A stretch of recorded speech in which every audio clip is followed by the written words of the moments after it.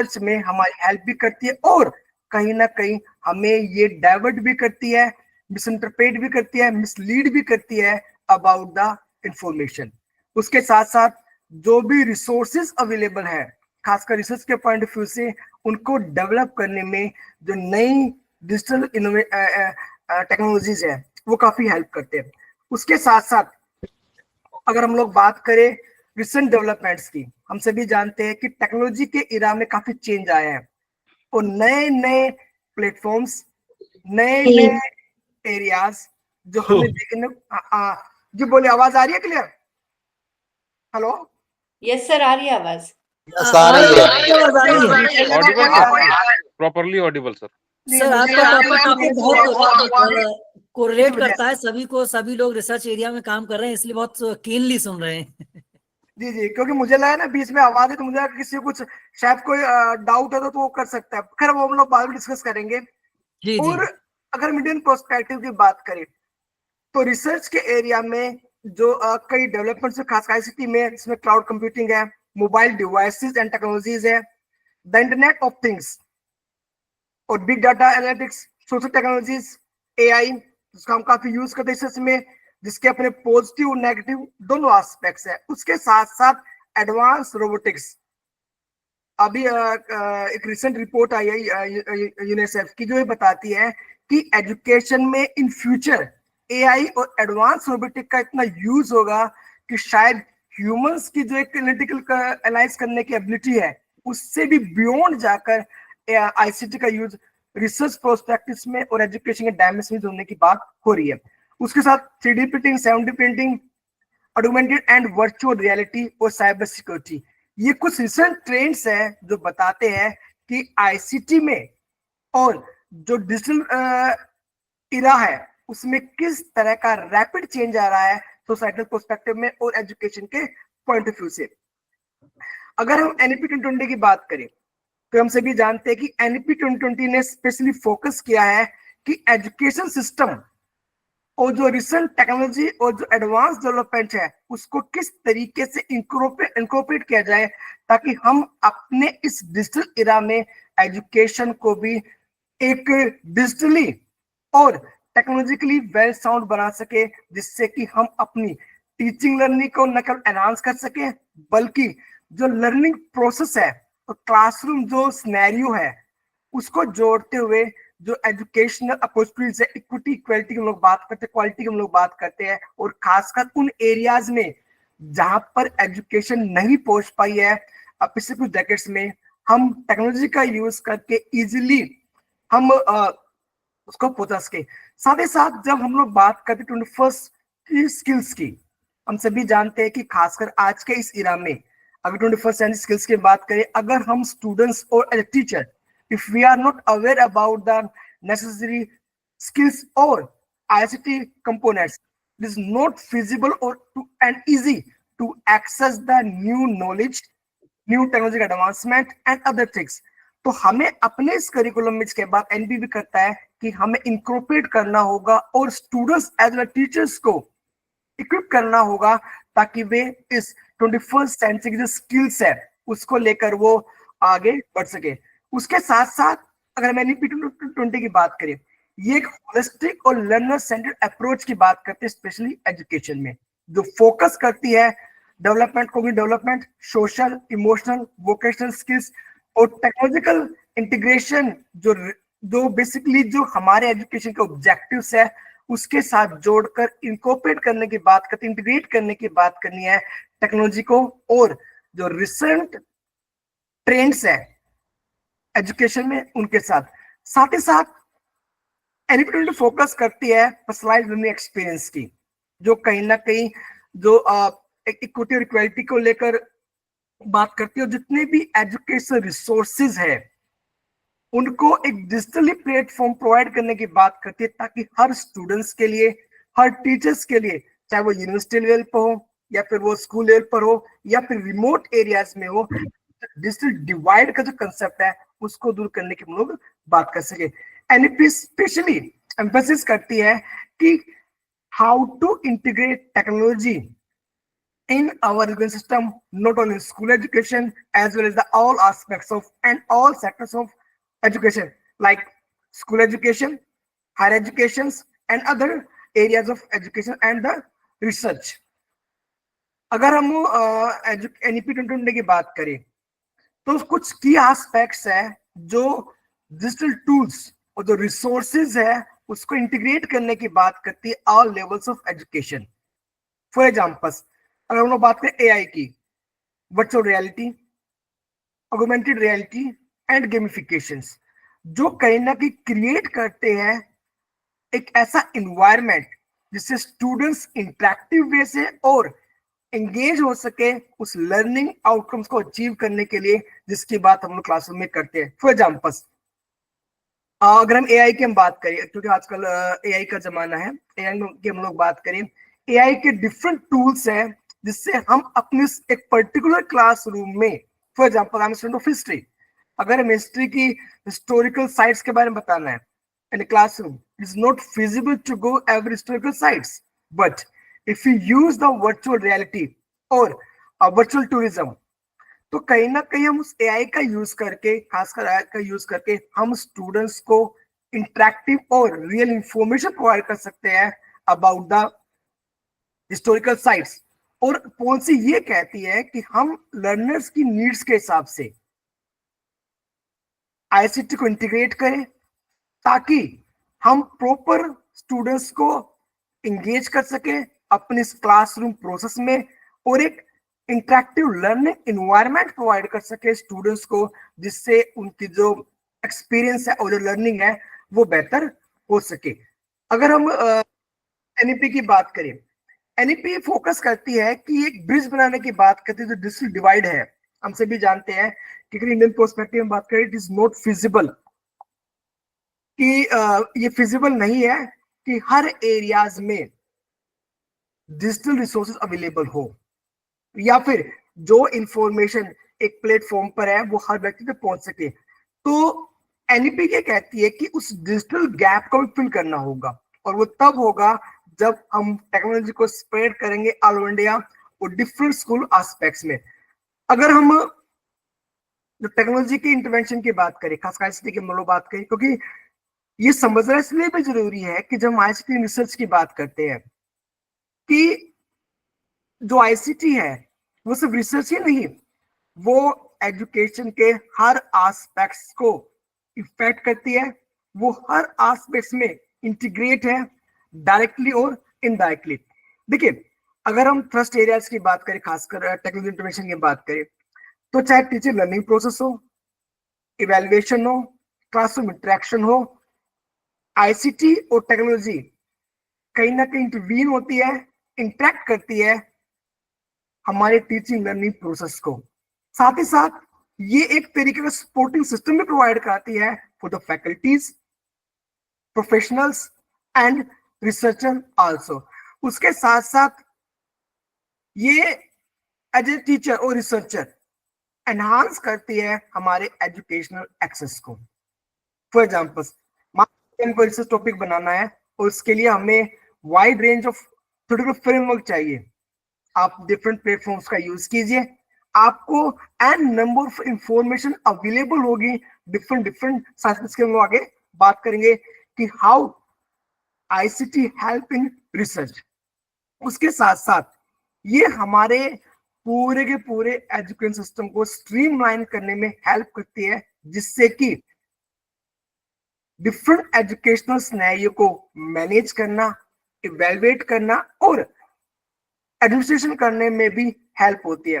साथ ही साथ ये जो लैंग्वेज बैरियर्स है, उन लैंग्वेज बैरियर्स को भी रिमूव करने में हेल्प करती है. There are different tools available in the website. आप किसी भी कंटेंट को रखिए और ट्रांसलेट कीजिए, जिससे कि आपको जो लैंग्वेज का जो बैरियर है उस बैरियर को दूर करने में हेल्प करते हैं. उसके साथ साथ जो एक्सेसिबिलिटी का इशू आता है, अगर हम आज से 30 साल पहले की बात करें तो इट इज किसी भी एक कंसेप्ट को नॉलेज के लिए हमें लाइब्रेरी सर्च करनी पड़ती थी. हम लोग डिफरेंट लाइब्रेरीज में जाते करते थे. लेकिन आज एक क्लिक पर एन नंबर ऑफ रिसोर्सेज के हम लोग आगे बात करेंगे, अवेलेबल है साइट पे। आप अपने घर पर बैठकर ही डिफरेंट लाइब्रेरी को सर्च कर सकते हो, जिससे कि आपकी जो नॉलेज है वो एनहांस होती है, और एक्सेसिबिलिटी कंटेंट की वो प्रोवाइड में होती है हर रिसर्चर के लिए, हर टीचर के लिए। अगर हम बात करें कि किस तरीके से अडोप्टेशन हुआ है टेक्नोलॉजी का एजुकेशन सिस्टम में, स्पेशली जो एक नेशनल एजुकेशनल टेक्नोलॉजी फॉर्म है जिसके बारे में बात की है, जो क्रिएट करता है डिफरेंट कंटेंट को, एंगेज करता है और डिफरेंट कंटेंट को प्रोवाइड कराता है फॉर द रिसर्चर। उसके साथ साथ मिनिस्ट्री ऑफ एजुकेशन ने भी एनआरएफ की बात की गई है, जो कि डिजिटली कंटेंट के लिए एक प्लेटफॉर्म प्रोवाइड कराता है। उसके बाद national research foundation, these are the main components जो कहीं ना कहीं जो एनईपी के जो मेन कंपोनेंट्स है डिजिटल एजुकेशन के, उसको इंक्लूड करने की बात करते हैं। उसके साथ साथ जैसे मैंने कहा कि एनईपी जो है वो एक तरह का डिजिटल इंफ्रास्ट्रक्चर को डेवलप करने की बात करती है, स्पेशली जो high internet speeds, computer labs, access to digital devices, ताकि स्टूडेंट्स को जो डिजिटल गैप है वो गैप ना हो, और जो रिसर्चर के लिए कंसेप्ट्स और कंटेंट और जो इंफ्रास्ट्रक्चर्स है वो इजीली अवेलेबल हो सके। उसके साथ साथ एनईपी ने इस बात पे फोकस किया गया है कि जितना भी कंटेंट है जो डिफरेंट लैंग्वेजेस में है, उसको डिजिटली कन्वर्ट करके डिफरेंट साइट्स पर अपलोड किया जाए। खासकर यूजीसी की हम दीक्षा प्लेटफॉर्म में बात कर सकते हैं, अदर फॉर्म से बात कर सकते हैं, इसके हम आगे बात करेंगे। अब सवाल ये उठता है कि how to integrate ICT in research. ये एक मोटा मोटा फ्रेमवर्क है and it depend the topic, and जिस पर हम लोग रिसर्च का फ्रेमवर्क तैयार करते हैं। फर्स्ट क्वेश्चन नॉलेज, कि हम पहले जो नॉलेज बनाते हैं कि हमें आगे करना क्या है, एक क्वेश्चंस माइंड में लाते हैं। देन इसके बाद develop research topic, then develop research questions, फिर हम लोग डिजाइन तैयार करते हैं, डाटा कलेक्शन करते हैं, डाटा को हम लोग एनालाइज करते हैं, देन उसके बाद हम ड्रॉ निकालते हैं, और हम उसके बाद में जो इंफॉर्मेशन है उसको पैटर्न अप्लाई करते हैं। रिसर्च का ये जो सर्कल है ये कंटिन्यू चलता रहता है। हालांकि जब रिसर्च स्टेप्स की हम लोग बात करेंगे तो वो डिफरेंट हो सकता है, डिफरेंट रिसर्च डायमेंशन है। लाइक एथनोग्राफी में एक डिफरेंट आता है, हिस्टोरिकल का अपने का अलग डायमेंशन होता है, एक्सपेरिमेंट का अलग डायमेंशन होता है, गाइडेड ग्राउंडेड थ्योरीज का अपना अलग होता है। तो रिसर्च में के हिसाब से एक प्रपोजल का फ्रेमवर्क भी डिफरेंट हो सकता है, बट अगर हम एट लार्ज के हम लोग बात करें तो किसी भी रिसर्च के प्रोसेस की हम लोग बात करेंगे तो सबसे पहले ऑब्जर्वेशंस की बात आती है, हम थ्योरेटिकल फ्रेमवर्क को डेवलप करते हैं। देन उसके बाद हम एक एरिया सेलेक्ट करते हैं और फिर अपने रिसर्च क्वेश्चन और हाइपोथेसिस डेवलप करते हैं।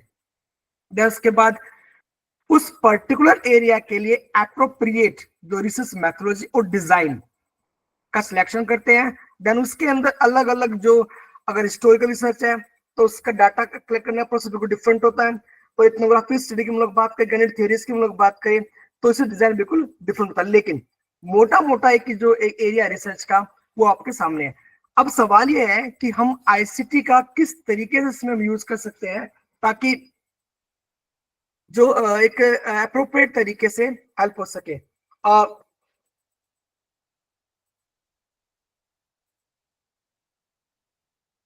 आवाज आ रही है clear?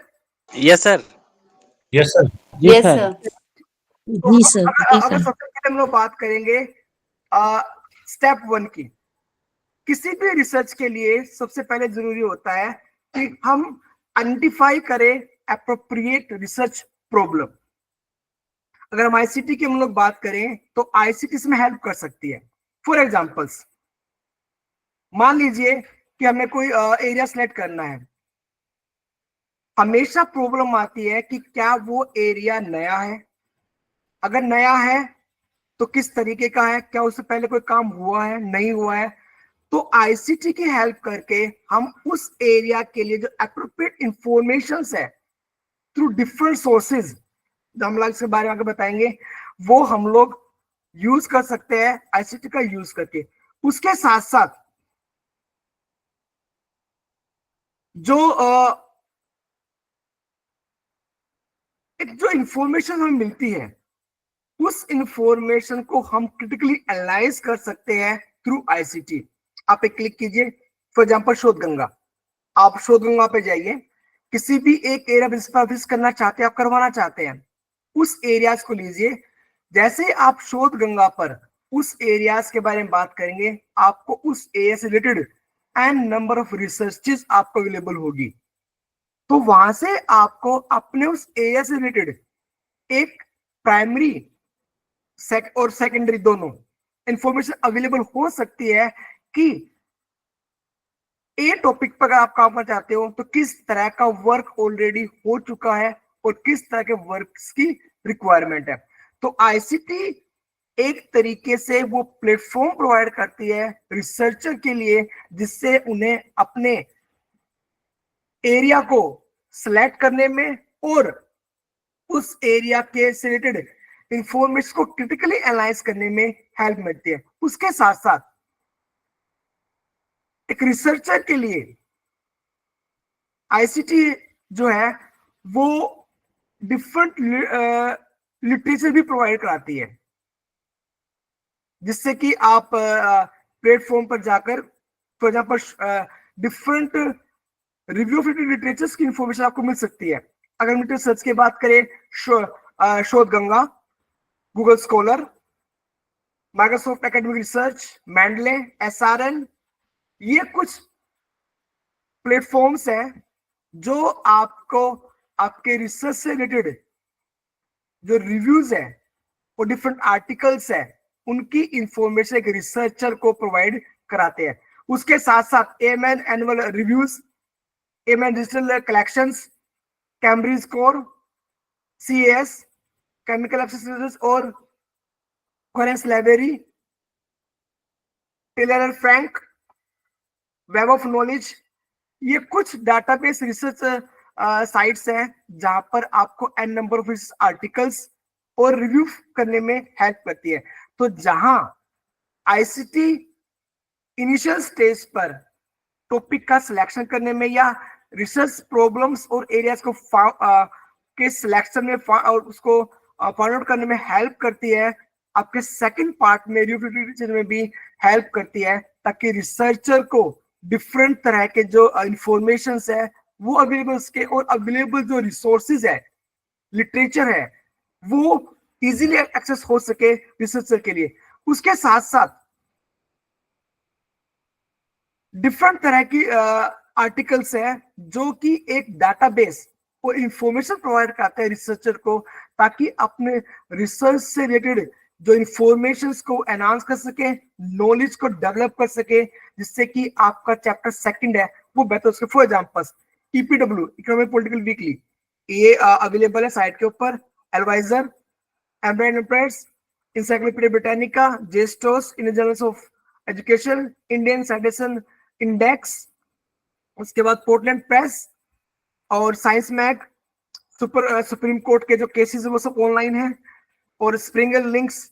These are the some famous database and research informations जो कि एक रिसर्चर के लिए जरूरी है, ताकि वो अपने रिसर्च से रिलेटेड जो आरआर है उसको वो हेल्प कर सके।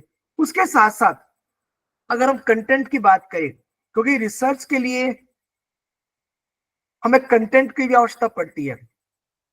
मान लीजिए हमारे पास इंफॉर्मेशन है, हमारे पास अवेलेबल रिव्यू है, बट उसको थ्योराइज हम कैसे करें, इसमें भी आईसीटी हमारी हेल्प कर सकता है। उसके साथ साथ जब हम डाटा की हेल्प कर सकता है, अगर हम नटशेल में बात करें तो आईसीटी की इसमें इंपॉर्टेंस न केवल इनिशियल स्टेज पर आती है, रिव्यू में आती है, बल्कि डाटा को कलेक्ट करने में, डाटा को स्टोर करने में और डाटा को प्रोसेस करने में भी हेल्प करती है। फॉर एग्जांपल्स, अगर हमें डाटा को इकट्ठा करना है तो there are an number of software जो हमारी हेल्प करते हैं डाटा को इकट्ठा करने में, चाहे क्वांटिटेटिव रिसर्च हो या क्वालिटेटिव रिसर्च हो।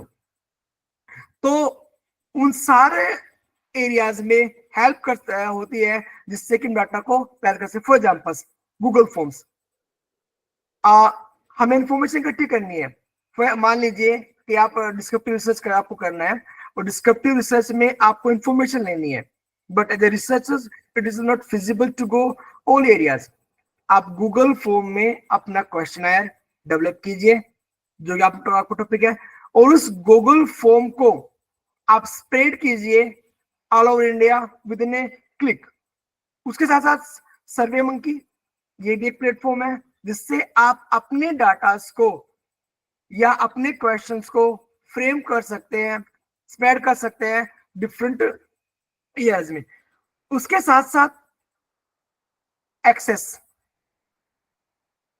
डाटा कलेक्शन में न केवल हमें ये एफिकेसी प्राप्त मिलती है आईसीटी का यूज करने से, बल्कि डाटा को इजीली एक्सेस करने में भी हेल्प होती है थ्रू डिफरेंट प्लेटफॉर्म्स। अगर हम डाटा स्टोरेज करने की बात करें तो कई तरह की प्लेटफॉर्म्स अवेलेबल हैं जो डाटा को इन्फॉर्म करते हैं, सॉफ्टवेयर्स है जो डाटा को स्टोर करने में हमारी हेल्प कर सकते हैं। उसके साथ साथ जब हम डाटा को प्रोसेस करना है उसके लिए हमारे पास टूल अवेलेबल, इसके हम आगे बात करेंगे। अब फॉर एग्जाम्पल अगर हम लोग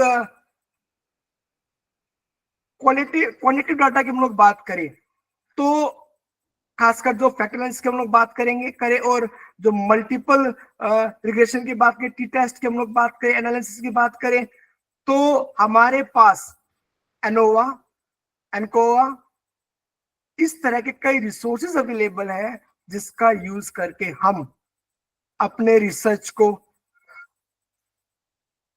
बेहतर बना सकते हैं और जो रिसर्च की जो एफिकेसी है उसका बेहतर तरीके से हम लोग यूज कर सकते हैं। उसके साथ साथ कई एडवांस और पॉपुलर साइट्स भी है जो डाटा को एनालाइज करने में हेल्प कर सकती है।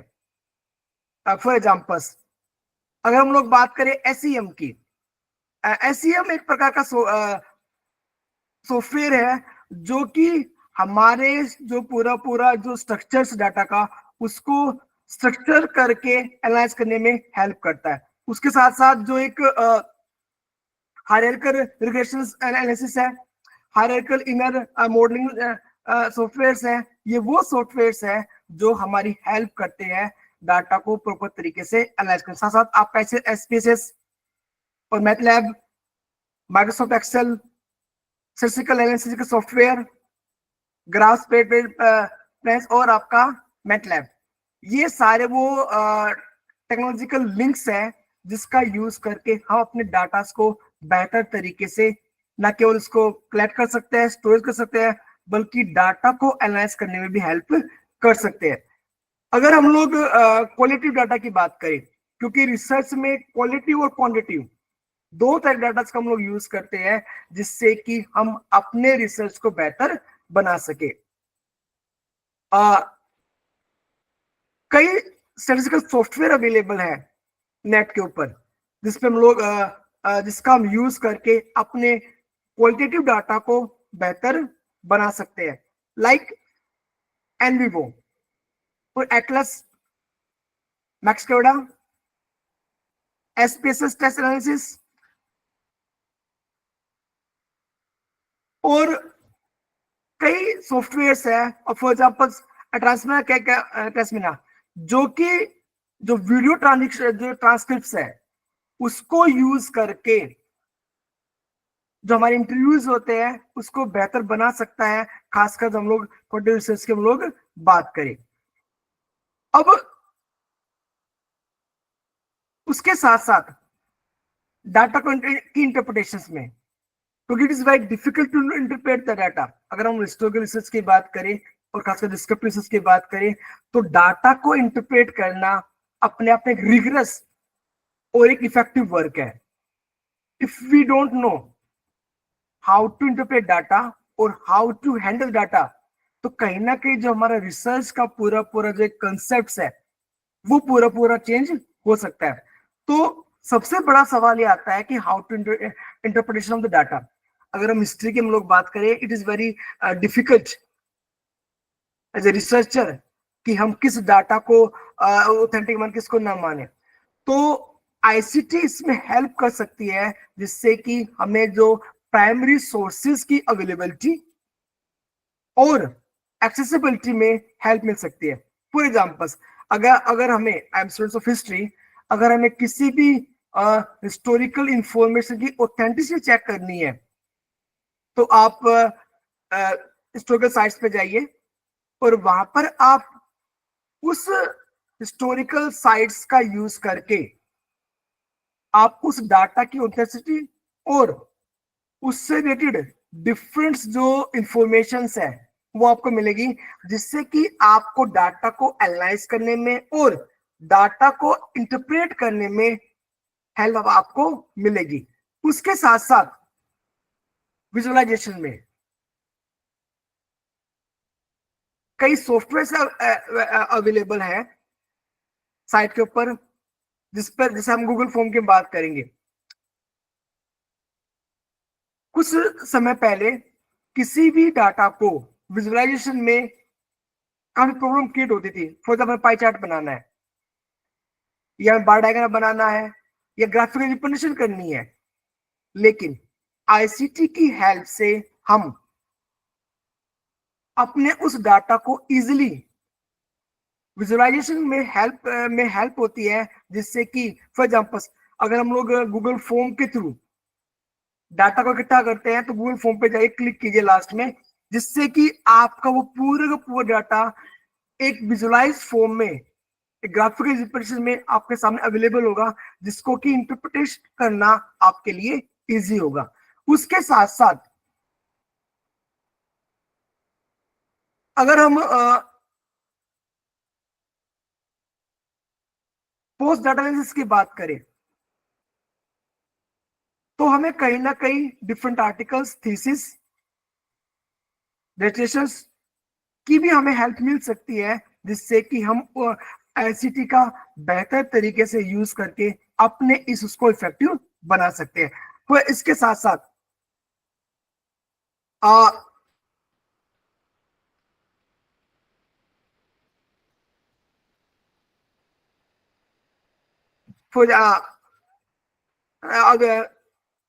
Hello hello, yes Yes, sir. sir. जी सर, जी सर। Yes sir.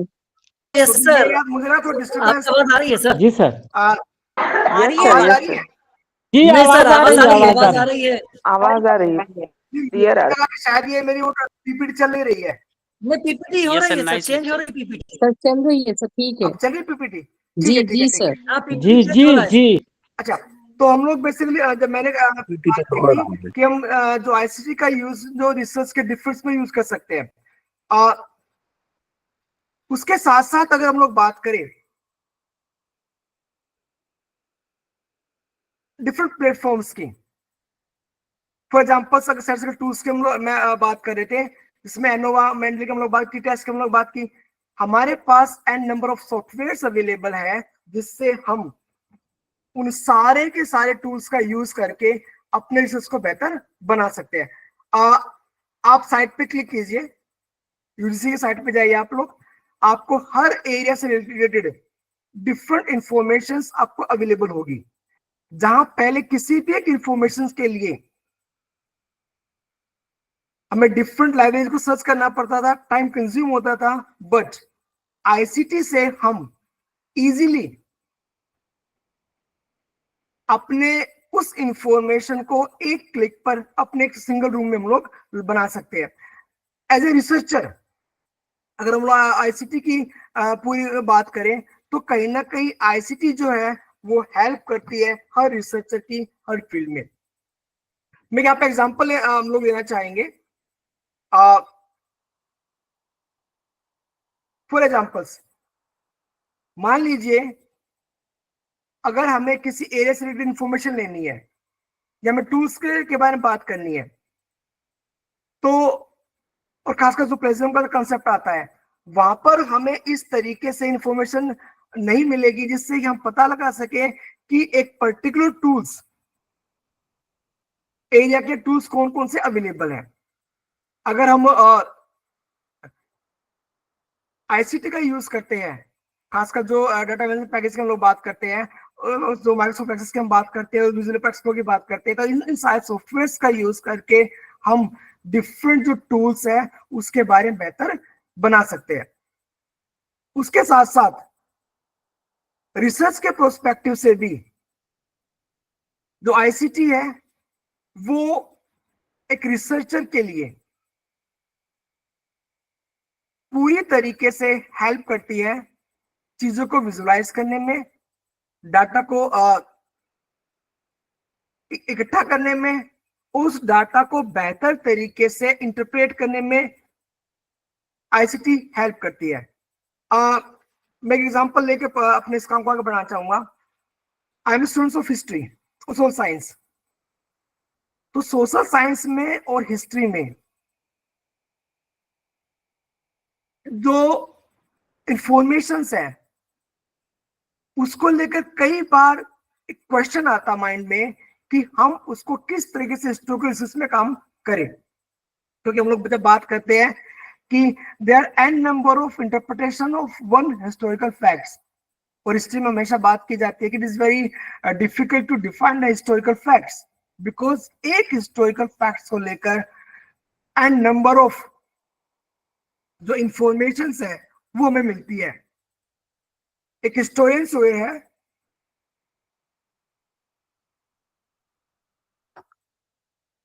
कार, उनका नाम सबने सुना होगा, उनकी एक बुक है व्हाट इज हिस्ट्री।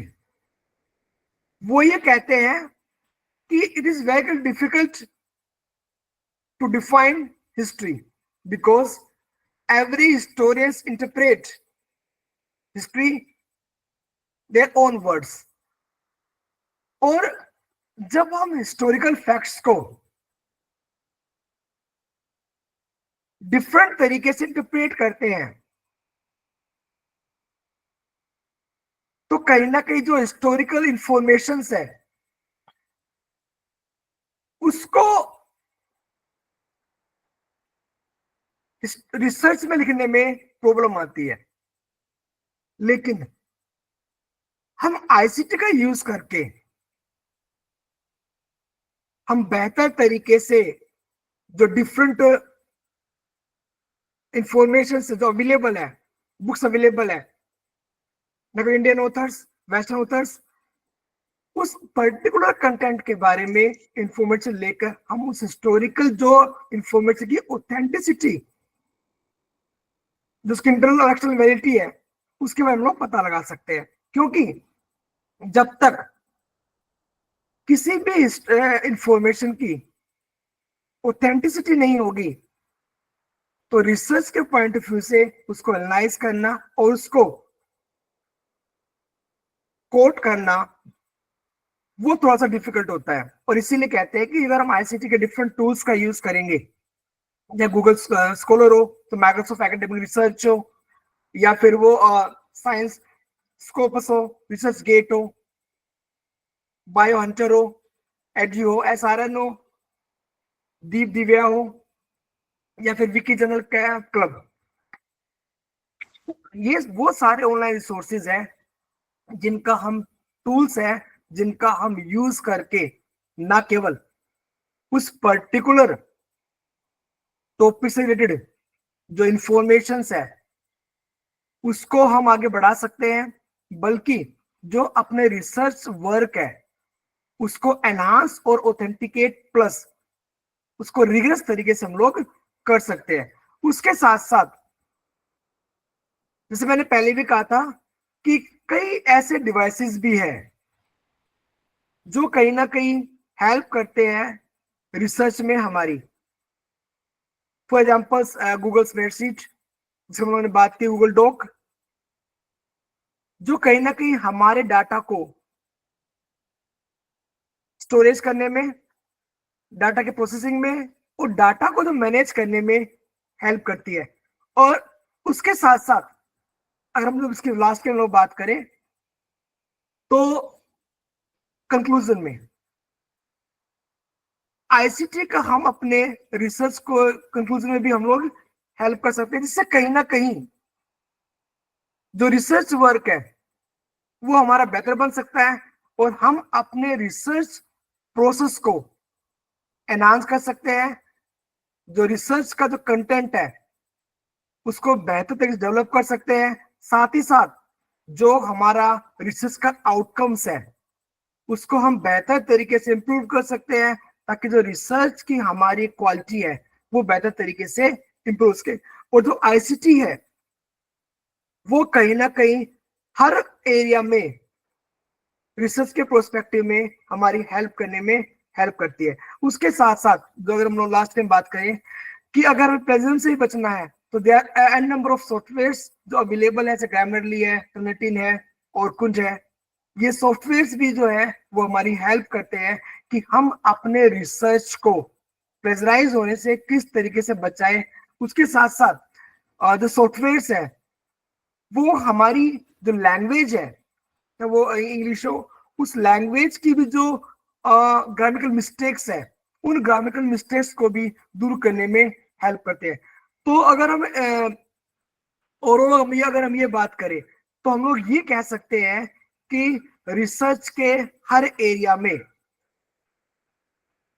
चाहे वो इनिशियल स्टेज हो, चाहे हम लोग रिव्यू पीरियड की बात करें, चाहे हम लोग डाटा को, चाहे हम लोग अपने उस टॉपिक को थ्योराइज करने की बात करें, चाहे हम लोग जिस मेथोलॉजी की हम लोग बात करें, टूल्स के सिलेक्शन की हम लोग बात करें, किस तरह का सैंपलिंग हम लोग यूज करें, उस सैंपलिंग को कैसे हम लोग आगे बढ़ाएं, डाटा को कैसे इकट्ठा करें, डाटा को कैसे एनालाइज करें, इंटरप्रेट कैसे करें, और हम किस तरीके से अपने रिसर्च को इफेक्टिवली राइट करें। आईसीटी हर एस्पेक्ट्स में हमारी हेल्प करती है, जिससे कहीं ना कहीं जो आईसीटी का जो एक कंसेप्ट है वो हमारी हेल्प करने में हेल्प करता है। तो बेसिकली अगर हम लोग बात करें आईसीटी की हम लोग बात करें तो कहीं ना कहीं जो आईसीटी है वो हमारी हेल्प करती है हर एरियाज में, जिससे कि हम अपनी उस इंफॉर्मेशन को बेहतर बना सके और रिसर्च के जो डिफरेंट डायमेंशंस है उसको हम इंप्रूव कर सके।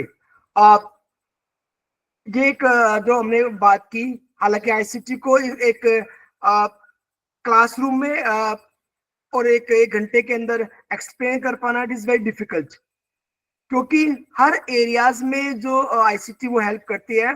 बट फिर भी as a researcher student ICT जो है वो हर तरीके से रिसर्च के हर स्टेप्स में एज ए रिसर्चर हमारी हेल्प करती है, ताकि हम अपने उस रिसर्च वर्क को बेहतर बना सके और इफेक्टिवली अपने रिसर्च प्रोसेस को आगे डेवलप कर सके। This is my presentation. Thank you. If any query questions आप लोग डिस्कस कर सकते हैं।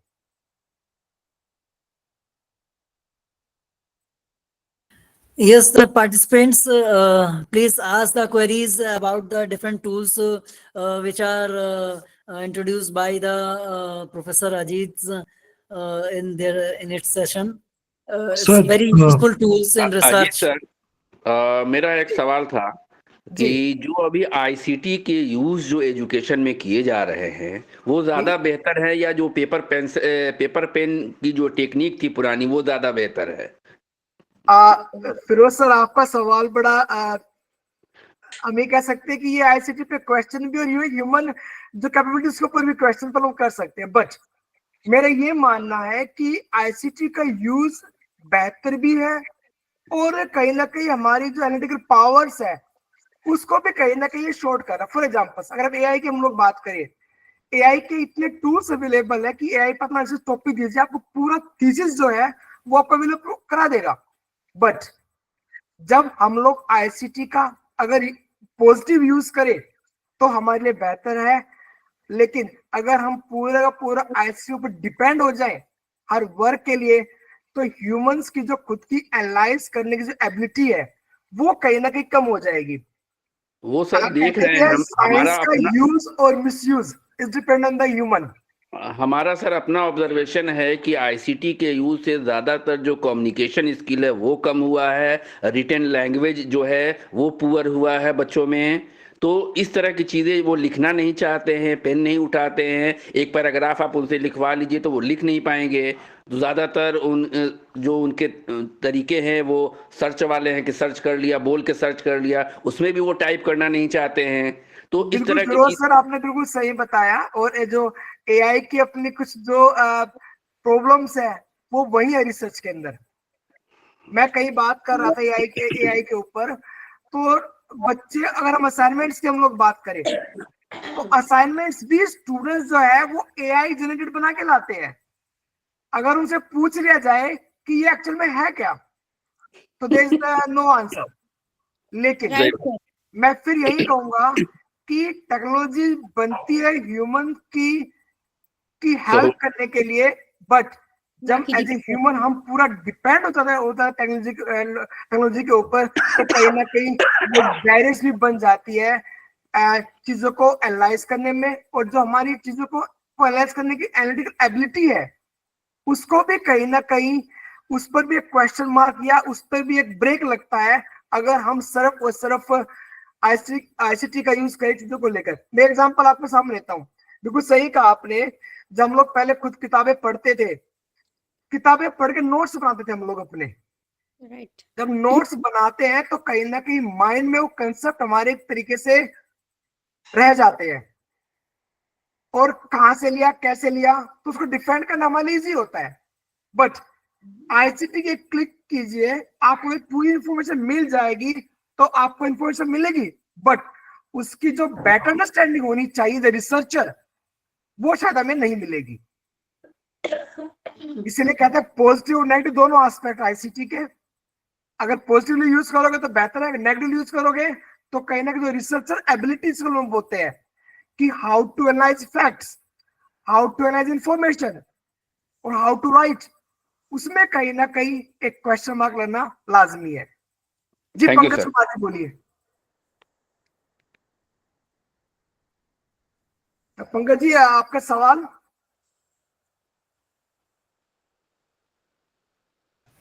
Yes, Dr. Pankaj. Dr. Pankaj, are you hear me? No.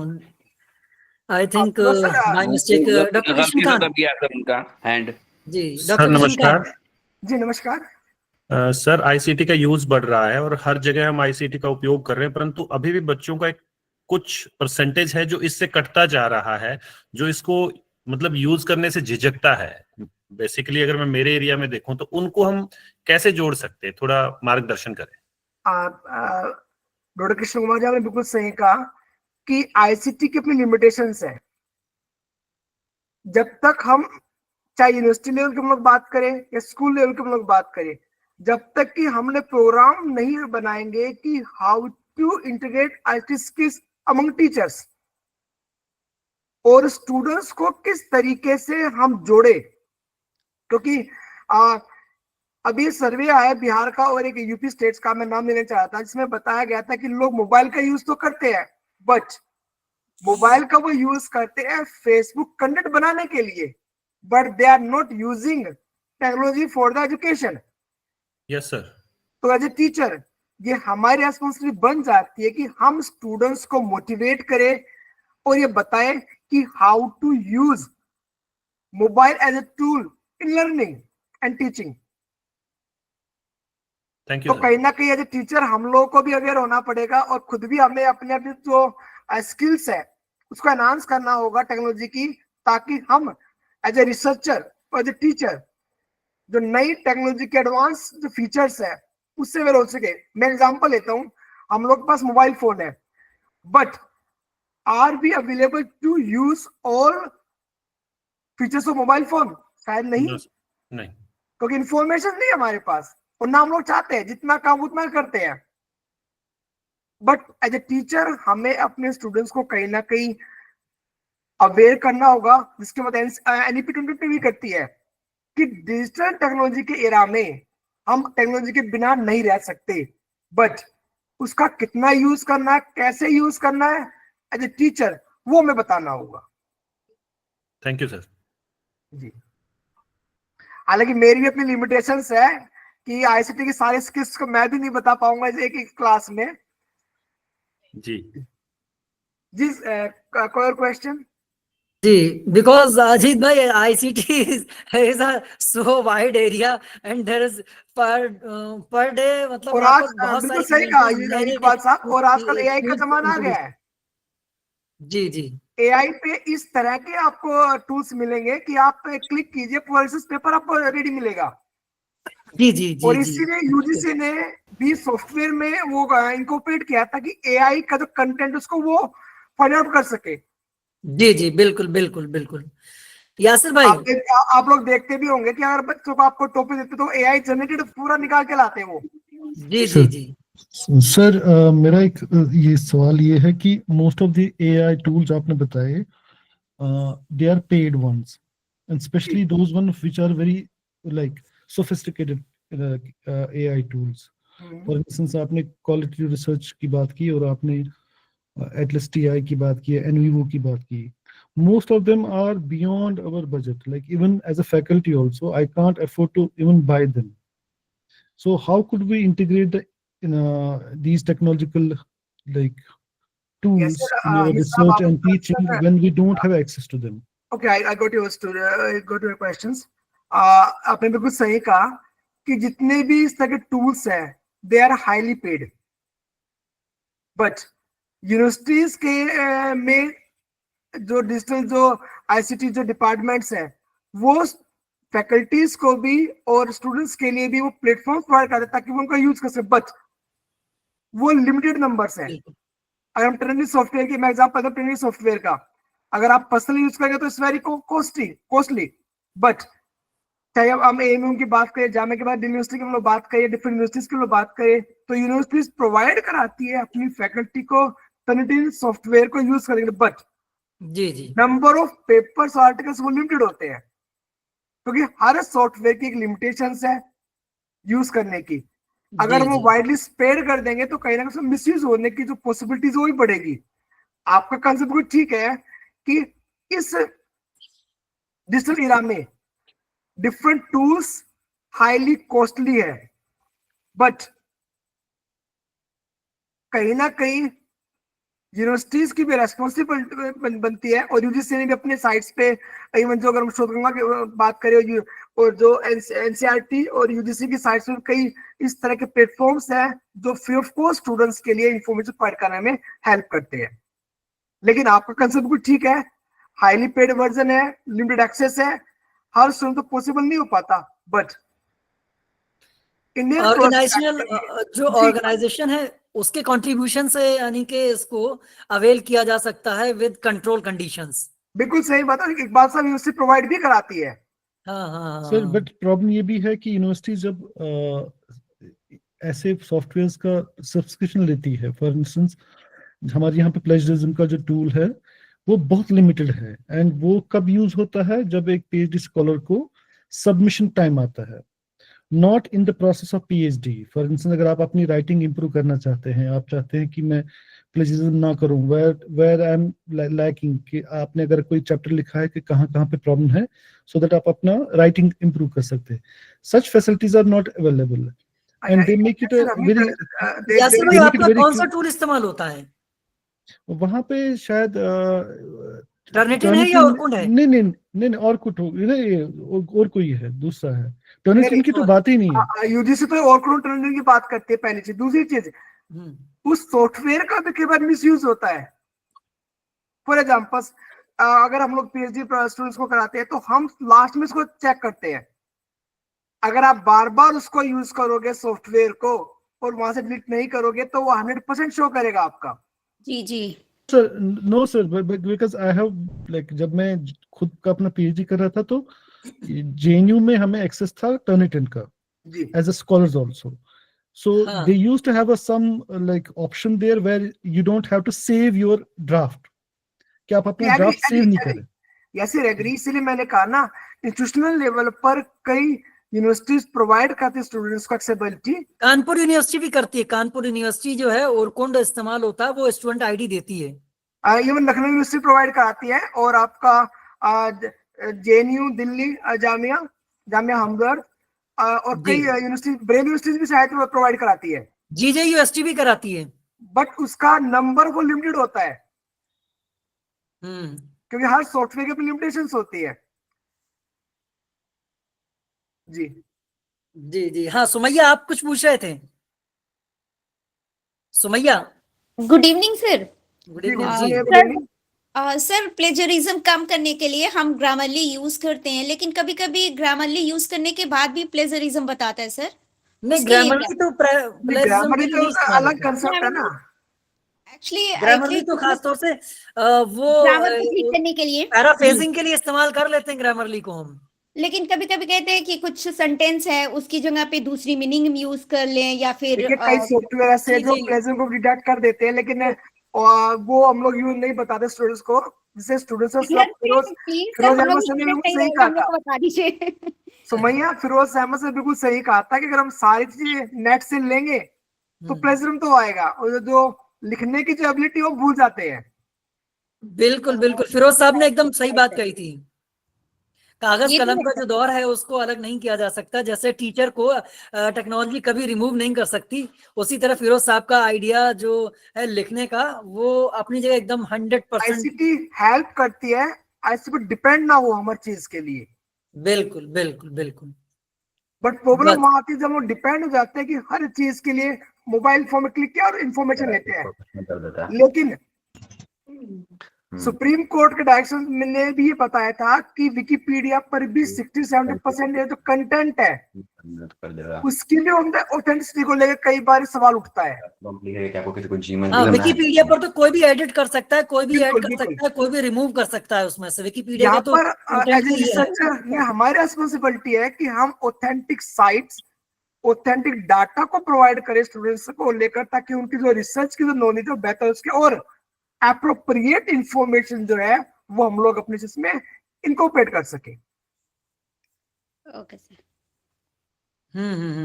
Firoz साहब, जी डॉक्टर सर। फिरोज अहमद जी जी हाँ, कुछ कह रहे थे जी।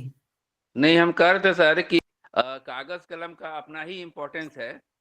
पहले शायरी में होती थी कि कागज कलम दावत ला दिल तेरे नाम कर, अब तो ये एसएमएस पर भी नहीं लिखा जा सकता है। सर अब तो ये बोलिए कि आईसीटी लाओ, रिसर्च तेरे नाम करूं। तो अभी तक किसी शायर ने ये लिखा नहीं है सर। तो फिरोज साहब हम ये कह सकते हैं कि देखिए एक साइंटिस्ट ने कहा था कि टेक्नोलॉजी अपने बुरी नहीं होती है, उसका यूज कैसे करें हम लोग ये डिपेंड करता है ह्यूमन के ऊपर। जी जी जी। अब तो एआई है कि मैं यहाँ बैठा हूँ, क्या पता मेरा आपके फोन में से कुछ यूज कर रहे हो, तो पर्सनल सिक्योरिटी और सेफ्टी का भी इश्यू आता है अगर वो बात करें चीजों को लेकर। जी जी जी जी जी। बट किसी भी टेक्नोलॉजी का सेफली यूज करना ये हमारे हाथ में है। जी जी बिल्कुल बिल्कुल। वो कहते हैं ना, तौर तरीके जो है वो सिखाए जाते हैं, वरना हर एक चीज का मिसयूज तो किया ही जा सकता है, बिल्कुल सही बात लेकिन है। सभ्यता और संस्कार ही चीजों को बनाते हैं। तो इसी के लिए एथिक्स, रिसर्च एथिक्स और आईसी एथिक्स भी आ गए हैं। और इसीलिए जो है वो माने गवर्नमेंट ऑफ इंडिया ने डिजिटल एथिक्स की बात की है। जी वही मैं कह रहा हूँ, डिजिटल एथिक्स के बारे में सर जी। तो जैसे रिसर्च एथिक्स है उसमें उसको डिफाइन किया गया है यूजीसी के एक्ट में, और इसी तरह से यहाँ पर भी डिजिटल एथिक्स को जो है इंट्रोड्यूस किया गया है, ताकि किसी भी तरह से साइबर क्राइम को कंट्रोल किया जा सके। और जो प्लेजरिज्म का जो कंसेप्ट लाया गया है वो रिसर्च एथिक्स को जोड़ के लाया गया ताकि कॉपी ना करें हम लोग। जी जी जी जी जी जी बिल्कुल बिल्कुल बिल्कुल। आई थिंक इकबाल कोई और सवाल? जी आई थिंक कुछ कनेक्टिविटी इशू आ रहा है। मेरी आवाज पहुंच रही है? आपकी आवाज नहीं आ पा रही थी। नहीं, ये कई बार कनेक्टिव इशू हो जाता है, आपकी आवाज नहीं पहुंच पाती मेरे पास कई बार। हेलो इकबाल सर, आपकी आवाज कट कट के आ रही है। अच्छा, आई थिंक मेरे साथ कनेक्टिविटी इशू हो रहा है फिर। Any question, query? जी जी कृष्णकांत सर। जी सर, जी मेरा क्वेश्चन हो चुका है सर। अच्छा, नहीं ठीक ठीक। हाँ, पार्टिसिपेंट्स जो भी कोई अगर जी सुमैया आप पूछे बोलिए। Sir no sir no sir no sir अच्छा नो को कोई कोई और गुड इवनिंग सर। पार्टिसिपेंट। जी राजीव जी बोलिए। हाँ सर, सर ये पूछना चाह रहे हैं सर, रिसर्च राज- के लिए सर जो पीएचडी करते हैं सर, तो उसमें जी। आईसीटी के कौन कौन से सर ऐसे जो है टूल्स यूज करें जिससे रिसर्च रिव्यू में या डाटा कलेक्शन में हमको थोड़ी हेल्प हो जाए सर? मैंने आपको शोध नेक्स्ट एग्जांपल शोधगंगा एग्जांपल मैंने आपके सामने लिया जी, था जी, क्लास के अंदर। जी अगर आप जो आपका एरिया है उसको आप शोधगंगा पे सर्च करेंगे तो उसमें जितनी भी आपकी रिसर्चेज है वो सारी आपको अवेलेबल होंगी। आप अपने रिसर्च के कुछ कीवर्ड्स उसमें शोधगंगा की साइट पे जाके इस पर रखिए। जी जैसे उन कीवर्ड्स को आप उसमें मेंशन करेंगे जी तो सर। आपको an number of information about your research topic आपको मिलेगी, जी सर। जिससे ना केवल आपको ये इंफॉर्मेशन होगी कि आपके एरिया से जुड़े हुए कितने वर्क हो चुके हैं, किस तरह का उन्होंने टूल्स यूज किया है, किस तरीके जी। से कौन सी मेथोडोलॉजी उन्होंने यूज की है, वो सारी इंफॉर्मेशन आपको अवेलेबल होगी। तो सर वहां का कंटेंट हम यूज कर सकते हैं सर चेंज करके? नहीं, वो तो आप रेफरेंस में यूज कर सकते हो। आप रेफरेंस में यूज कर सकते हैं? वो आपका आएगा रिव्यू ऑफ जी। लिटरेचर। सर जिसे शोध गंगा या गंगा से सर मान लो रिव्यू लिटरेचर निकालते हैं सर, हाँ, तो मैं उसको क्या अपने रिव्यू लिटरेचर में इंक्लूड कर सकता हूँ? क्यों नहीं कर सकते आप? अच्छा, उसमें प्लेगरिज्म तो नहीं आएगा सर कोई? अगर आप कॉपी करेंगे तो आएगा।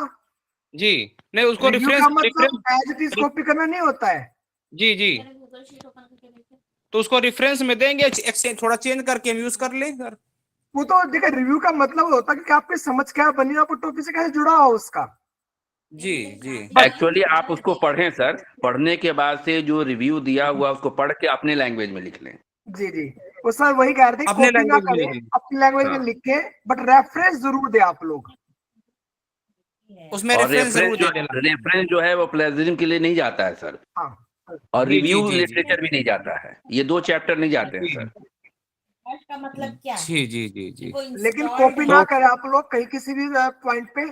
नहीं, कॉपी नहीं करना उसको, मतलब सर थोड़ा चेंज करके उसकी शब्दावली को अपने नहीं, भाषा में change करके फिरोज सर ने बिल्कुल सही कहा, उसको समझकर हाँ। अपनी समझ बनाइए आप। अपने शब्दों में उसको लिखना है। जी। जानकारी उन्होंने नहीं जी, दिया, जी, जी। डैश डैश मार के रखा है। तो और उसको मैंने सर ये सर लिखा है, पहला उसमें जो जानकारी चैप्टर होता है इंट्रो थीसिस में, इंट्रोडक्शन, जी इंट्रोडक्शन जी, वाला, तो थ्योरेटिकल उसके लिए फ्रेमवर्क सर, जो है जी।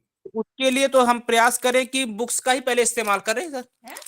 नहीं, जरूरी नहीं, आप सारे इन्फॉर्मेशन है बुक भी ले सकते हो आप लोग, आर्टिकल्स भी, पॉलिसी भी आप ले सकते हो।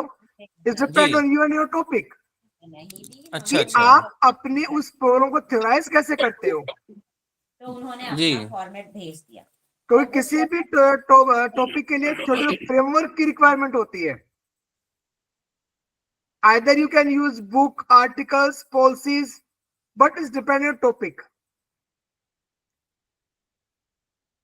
मैं बार बार इसलिए कह रहा हूं टॉपिक का, क्योंकि टॉपिक के हिसाब से ही आपको अपने उस चैप्टर का थ्योरेटिकल फ्रेमवर्क डेवलप करना होगा आपको, जिसके लिए आप डिफरेंट सोर्स का यूज कर सकते हैं। चाहे बुक आप यूज कीजिए, आर्टिकल्स यूज कीजिए, आप लोग पॉलिसीज लीजिए, आप लोग जी जी जी रिपोर्ट्स ले सकते हो आप, चाहे एनसीईआरटी की, यूजीसी की हो, असर की हो, जी आप वो ले सकते हैं। It's depend on you and your topic. जी सर। जी जी sir, thank you sir. I think Iqbal ji, thank you so much sir. और थैंक यू वेरी मच। मैं नहीं, बहुत बहुत अच्छा सेशन पूरे रहा। और एएमयू का इसमें और फिरोज साहब का मैं धन्यवाद करना चाहूंगा, और इकबाल साहब का जिन्होंने मौका दिया मुझे बोलने का। नहीं अजीत भाई थैंक यू वेरी मच। ऐसे मौका तो fruitful इकबाल सर ने session- ही दिया है सर, हम लोग तो सवाल पूछ रहे थे अपनी जानकारी के लिए। इस सवाल जी। पूछने से भी कई बार एक मौका मिलता है बातें को रखने का। जी नहीं बिल्कुल बहुत ही मतलब फ्रूटफुल सेशन रहा, क्योंकि आईसीटी का और एआई का जो यूटिलाइजेशन इस वक्त एजुकेशन में और रिसर्च में जो हो रहा है, उसको समझना हम एजुकेशनिस्ट के लिए, जो खास तौर से एजुकेशन का पार्ट है, वो बहुत जरूरी हो गया है। क्योंकि हर जगह कहीं ना कहीं हमें उसके मतलब सामने करना पड़ता है, और कई बार जब हम नहीं जानते हैं तो प्रॉब्लम फेस करनी होती है, तो और उससे एक बात सर बिल्कुल सही कहा, और ये बड़ा मुश्किल है कि जी हम जी आधा को 1 घंटे के सेशन में उस पूरे के पूरे सिनेरियो को हाँ डिस्कस हाँ कर हाँ पाए। जी जी, बल्कि कई बार तो एक या दो सेशन किसी एक टूल को समझने में ही चले जाते हैं, बिल्कुल सिर्फ सही बात। उसको। जी जी जैसे कुछ राजीव जी ने कहा कि चैप्टर 1 लिख के कैसे, अगर हम इस पे हम लोग बात करें तो 2-3 दिन तो इसी पे चले जाएंगे। जी जी जी कैसे जी थोराइज करें अपने चैप्टर 1 को। वही चीज है, क्योंकि मैं याद है मैंने एसपीएसएस और मिनी टैब के लिए 7 डेज का पूरा वर्कशॉप अटेंड किया हुआ है, और उसमें भी जी जी जी, वो बस कुछ ही चीजें समझ आई थी। मैंने was in Jamia also you attend academic staff को in Jamia, जी क्योंकि मैं जामिया में रहा हूँ 16 साल पहले, तो तब भी जी जी मैंने वहां पर पूरा का पूरा एक 7 डेज का वर्कशॉप की थी स्पेशली एसपीएस सॉफ्टवेयर के लिए। जी जी, मैं वही कह रहा हूँ, मैं भी वही किया है जी, एसपीएसएस और वगैरह। उसके बाद भी हम लोग के को उसको यूज करने में 7-8 दिन और लगे समझने में। हाँ, एसपीएसएस को समझने में ही बहुत टाइम जाता है, और अभी भी मुझे एसपीएसएस उतना समझ नहीं आता, बहुत क्योंकि सारी चीजें क्योंकि जो देखनी नॉन पड़ती। मैथमेटिकल स्टूडेंट्स होते हैं उनको थोड़ी दिक्कत आती है उसमें। जी हाँ, हम लोग चूंकि मैं भी मैथमेटिकल बैकग्राउंड से नहीं हूँ, इसलिए या जो स्टेटिस्टिक्स से होते हैं उनको थोड़ा जल्दी समझ आ जाती हैं चीजें। खासा कॉमर्स के जो साइंस के उनको थोड़ा सा हेल्प हो जाती है। जी जी जी जी जी, ये तो है, ये बात तो एकदम फैक्ट है। राजीव साहब, आपकी क्वेरीज पूरी हो गई? जी सर, हाँ। समझ बाकी लिया आपने अपने चैप्टर को किस तरह से बनाना है? अरे सर, वही तो बड़ा कठिन हो रहा है सर, प्रस्तावना लिखने में बहुत दिक्कत आ रही है। राजीव जी सर को इसीलिए बुलाया गया है। हाँ, राजीव जी प्रस्तावना अपना इसीलिए टॉपिक बुलाया गया है। लीजिए कि और सर ये उस सोच रहे टॉपिक हैं से जी कि प्रस्तावना लिखें, और सर कैसे उद्देश्य बनाए, हाइपोथेसिस कैसे करें, फिर रिव्यू लिटरेचर कैसे करें। ये थोड़ा बड़ा टिपिकल पड़ रहा है सर। नहीं, अगर अगर आप अपने एरिया पे अगर मैं नंबर ले लेंगे तो मैं आपको बता पाऊंगा, क्योंकि जी सर। इस प्लेटफॉर्म पर वो बता पाना मेरे लिए पॉसिबल नहीं है। सर, जी मैं जी नंबर जी, ले लूंगा सर से नंबर ले लूंगा सर। है मेरे पास है, मैं नंबर शेयर कर दूंगा राजीव। बस आपका नंबर है तो बात करें, नो प्रॉब्लम। जी जी जी, सर, जी यास्मीन सर। शायद कुछ पूछना चाहती हैं, doctor Yasmin. Yes sir, good evening sir. हाँ जी, गुड इवनिंग मैम। हाँ सर, एक क्वेश्चन है मेरा कि ओवरऑल इंडिया के कॉन्टेक्स्ट में जो क्वालिटी रिसर्च जो बहुत ज्यादा हम गिरावट की ओर देख रहे हैं कि क्वालिटी रिसर्च नहीं हो रहा है, तो उस डायरेक्शन में एक मेजर स्टेप क्या हो सकता है सर? देखिए मैम, यहाँ प्रॉब्लम। पे ये थोड़ा सा एथिकल क्वेश्चन है। कई मैं एग्जाम में कोट नहीं करना चाहूंगा यहाँ पे on the record, yes sir. But there are certain private universities, I'm not blaming anyone, जहां पर आप सब एनरोल कीजिए और आपको डिग्री मिल जाएगी, और हम सभी जानते हैं। Yes sir. बट उस पर क्वेश्चन बनाने के लिए यूजीसी ने भी अपनी तरफ से कई यूनिवर्सिटीज को बैन भी किया है, उनकी पीएचडी तक को एक बैन किया है कि ये universities are not able to conduct PhD courses.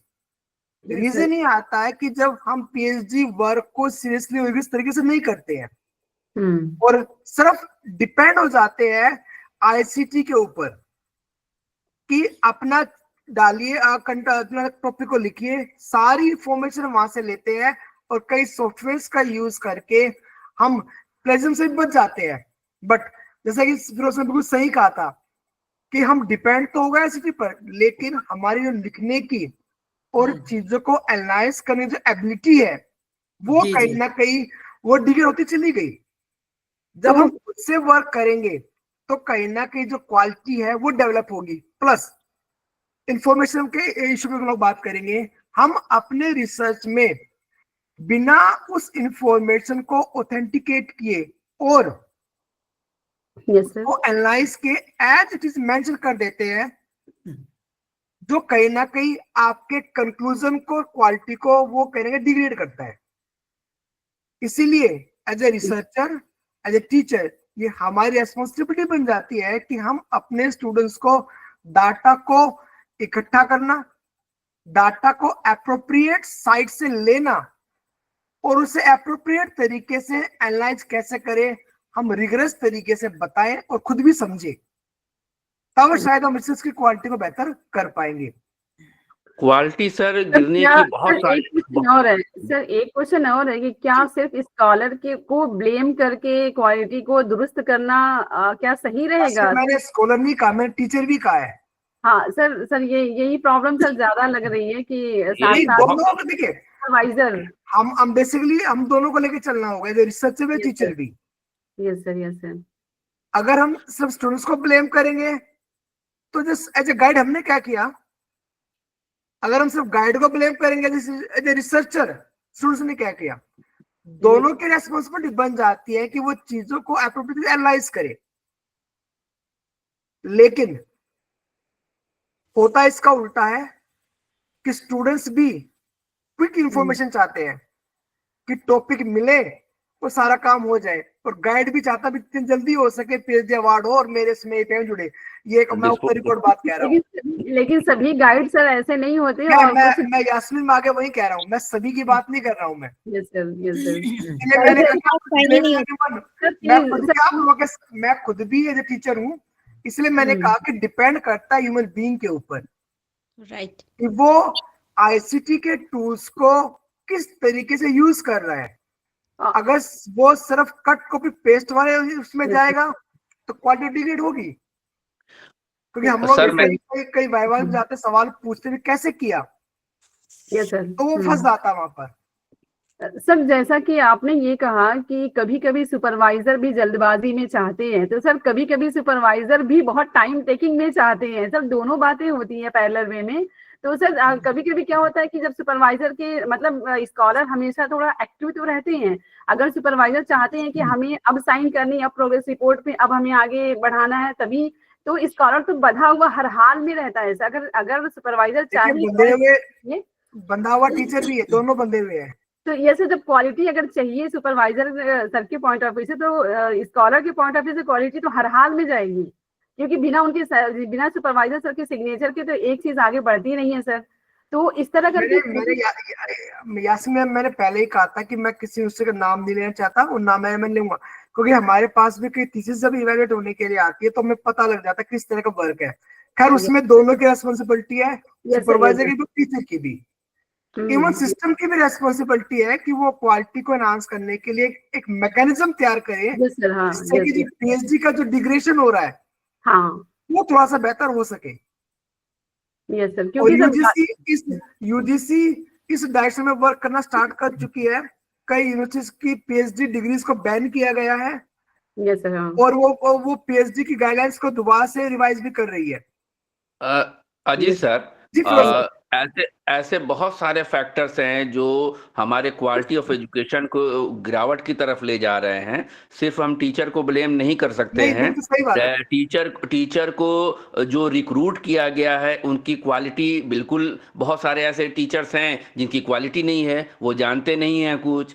बहुत सारे बच्चे हैं जो चाहते हैं कि पैसा दे और हम डिग्री ले लें, तो वर्क कोई और कर रहा है, डिग्री किसी और को मिल रही है, और हर उसका प्रमोशन में फायदा किसी और को मिल रहा है। मैं एग्जांपल लेता हूँ, हर यूनिवर्सिटीज के कॉर्नर में कुछ आपको कंप्यूटर वाले मिल जाएंगे, तो अखबारों में खबर आएगी और चली भी थी। वो कंप्यूटर वाले नहीं होते हैं, वो टाइपिंग के नाम पर वो ठेका लेने वाले लोग होते हैं, ठेकेदार। हाँ, मैं वो वर्ड यूज नहीं करना चाह रहा हूँ, जी, लेकिन नहीं, मैंने आपको इसके बारे में कई रिपोर्ट्स भी आई है। इस तरह का ट्रेडिशन रिसर्च में इंट्रोड्यूस हो चुका है। बिल्कुल सही, ये अपने आप में एक मतलब खतरनाक बात है। हम खास तौर से जो एजुकेशन में जुड़े लोग हैं, प्रोफेशनल्स हैं, उन सब के लिए, क्योंकि कई बार तो आपके पास फोन भी आते होंगे कि अपने पेपर को छपवा लीजिए, या कंटेंट को कैसे कन्वर्ट कराएं हम लोग। अरे बिल्कुल, एकदम ये पकी पकाई खिचड़ी आपको पहुंचा दें, किताब ये आपके नाम से आ जाएगी, बस इतना दीजिए, और पेपर ये सब कुछ इसी तरह से। सर आज सर गुड इवनिंग सर। जी सर, प्रवेश सर। सर आजकल ये ट्रेडिशन हो गया है कि जितनी दुकानें खुली हुई हैं सब कह रहे हैं कि 10-10 हजार रुपए दो, अपनी किताब अपने नाम छपवा लो।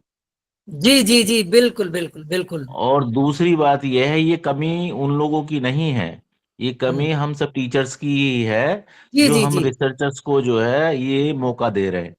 हम ऐसे रिसर्चर रखें कि उनको ये कहें अगर काम करोगे तो आप पीएचडी हमारे अंडर कीजिए, अदरवाइज पीएचडी नहीं करना चाहते, अपने आप स्वयं काम करना नहीं चाहते हैं, तो प्रवेश हम सर, आपके गाइड बनने को बिल्कुल सही तैयार कहा। नहीं है। इसलिए शायद यूजीसी की नई गाइडलाइंस में जो यूजीसी केयर का जो हटाया गया है, क्योंकि केयर को भी लेकर भी काफी एक बड़ी डिबेट है, हाँ हाँ तो उसको हटाया गया है। देखिए जब अब तक उसके नाम पे सर, केयर के नाम पे बहुत कलेक्शन चल रहा था जबरदस्त। सर वो यूजीसी ने खत्म कर दिया, आपको चेंज हो गया हाँ। पैटर्न यूजीसी करने में उसमें।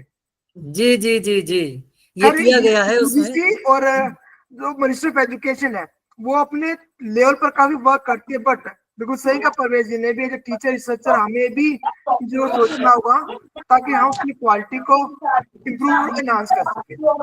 एक बार सर आई थिंक जी और सर आज मैं ये देख रहा हूं कि जिन्होंने अपने आप स्वयं पीएचडी लिखी है और पीएचडी का काम किया है, वो लोग पीएचडी करा पा रहे हैं, अदरवाइज नाम के गाइड हैं बहुत सारे लोग। मैं समझ रहा हूँ 80% लोग ऐसे ही हैं जो नाम के गाइड हैं, देखिए परवेज जी, वो कहीं से ना कहीं से काम करते हैं सर। हम जनरलाइज नहीं कर सकते, बिल्कुल परवेज जी से हम सहमत हैं। बिल्कुल मैं आपके पास सही कर जी रहा हूँ, जी लेकिन बेहतर ये होगा कि हम अब खुद को भी इम्प्रूव करें नई स्किल्स को लेकर, और खुद भी स्टूडेंट्स को प्रमोट करें ताकि वो अप्रोप्रिएट तरीके से वर्क को वो कर सके। जी जी जी, बिल्कुल बिल्कुल, आपने एकदम सही कहा, क्योंकि बहुत सख्त जरूरत है। अगर ऐसा नहीं हुआ तो जो अभी कंडीशन हम जो बात कर रहे हैं, ये इससे कहीं ज्यादा वर्स हो जाएगी। सर जहां तक एक बात और कहनी है, ये यूजीसी नेट की बात चल रही है। ये यूजीसी नेट जो था वो पहले 2000 की बात है, तो उस समय जो है एक एरियाज के हिसाब से या सब्जेक्ट के हिसाब से नेट क्वालिफाइड हुआ करता था। देन आफ्टर दैट 2002 के बाद ये नेशनल लेवल का जो है सिलेबस आ गया, और उसमें जो थर्ड पेपर होता था वो रिटन वाला होता था सर, सब्जेक्ट का रिटन होता था। जी और जी अब क्या जी, है, अब नेट में रखा है क्या है सर, अब तो आंखें बंद करके आप बिल्कुल मत पढ़िए और सबके बीबी आंसर लगा दीजिए, सीसी आंसर लगा दीजिए, तो 33% और देखिए 33 से 40%, परवेज जी 40% सही हो जाना है सर। नहीं, 40% तो सही हो जाएगा, लेकिन आप क्वालिफाई नहीं कर पाएंगे सर। सर वो बात सही है, मैं मानता हूं, अगर उसमें भी थोड़ा काम कर लिया। अब और इसमें बहुत जरूरी था जो थर्ड पेपर, रिटेन वाले में ये परिस्थिति थी सर कि उसमें पैरवी बहुत जबरदस्त चलता था, और हमारे यहाँ से कुछ लोग ऐसे पास हुए हैं जो साइकोलॉजी के एबीसीडी नहीं जानते हैं और वो नेट क्वालिफाई हैं। देखिए ये तो हर चीज की मेरिट और डिमेरिट है। फिरोज हम थोड़ा मुद्दे से भटक रहे हैं, बेहतर होगा जी जी कि जी हम लोग जी कोई जी, मुद्दे पे सही कह रहे हैं, आई सही थिंक कह रहे हैं। तो सर इसमें नेट में थर्ड पेपर जो है रिटन वाला होना जरूरी है सर। उनकी ये भी इफिशियंसी जाननी चाहिए कि उनकी थिंकिंग क्या है, उनकी जो है सब्जेक्ट में पकड़ क्या है, वो भी होना जरूरी था सर। परवेश एक सब्जेक्टिविटी ऑब्जेक्टिविटी का सवाल उठता है इसके अंदर। सर हाँ, वो मैं मान रहा हूँ सर, वो तो सब्जेक्ट का ऑब्जेक्टिव है ही है, जी, लेकिन सब्जेक्ट का डेस्क्रिप्टिव नहीं है सर, वो कैंसिल हो गया। सब्जेक्टिविटी होगी, एक ही क्वेश्चन में एक टीचर 100 नंबर भी दे सकता है और 10 नंबर भी दे सकता है। ये गलती होगी। हाँ। और ये सब्जेक्टिव जी, जी, बायसनेस देखा तो जाएगा। ये बायसनेस से बचने के लिए शायद ऑब्जेक्टिव कंसेप्ट दिया, लेकिन हम किसी भी सिस्टम को पूर्णतः ब्लेम नहीं कर सकते। तो चीजें वही लास्ट में आती है कि यूज और मिसयूज करना ह्यूमन के हाथ में है। अगर वो बेहतर यूज करेगा तो प्रोग्रेस होगी, अगर मिसयूज करेगा तो जाहिर सी बात है प्रॉब्लम तो आएगी ही। इकबाल साहब आई थिंक मेरी तरफ से आप सबका धन्यवाद। धन्यवाद सर, आपका भी धन्यवाद, बहुत बहुत शुक्रिया धन्यवाद सर, शुक्रिया। Thank you Ajit sir.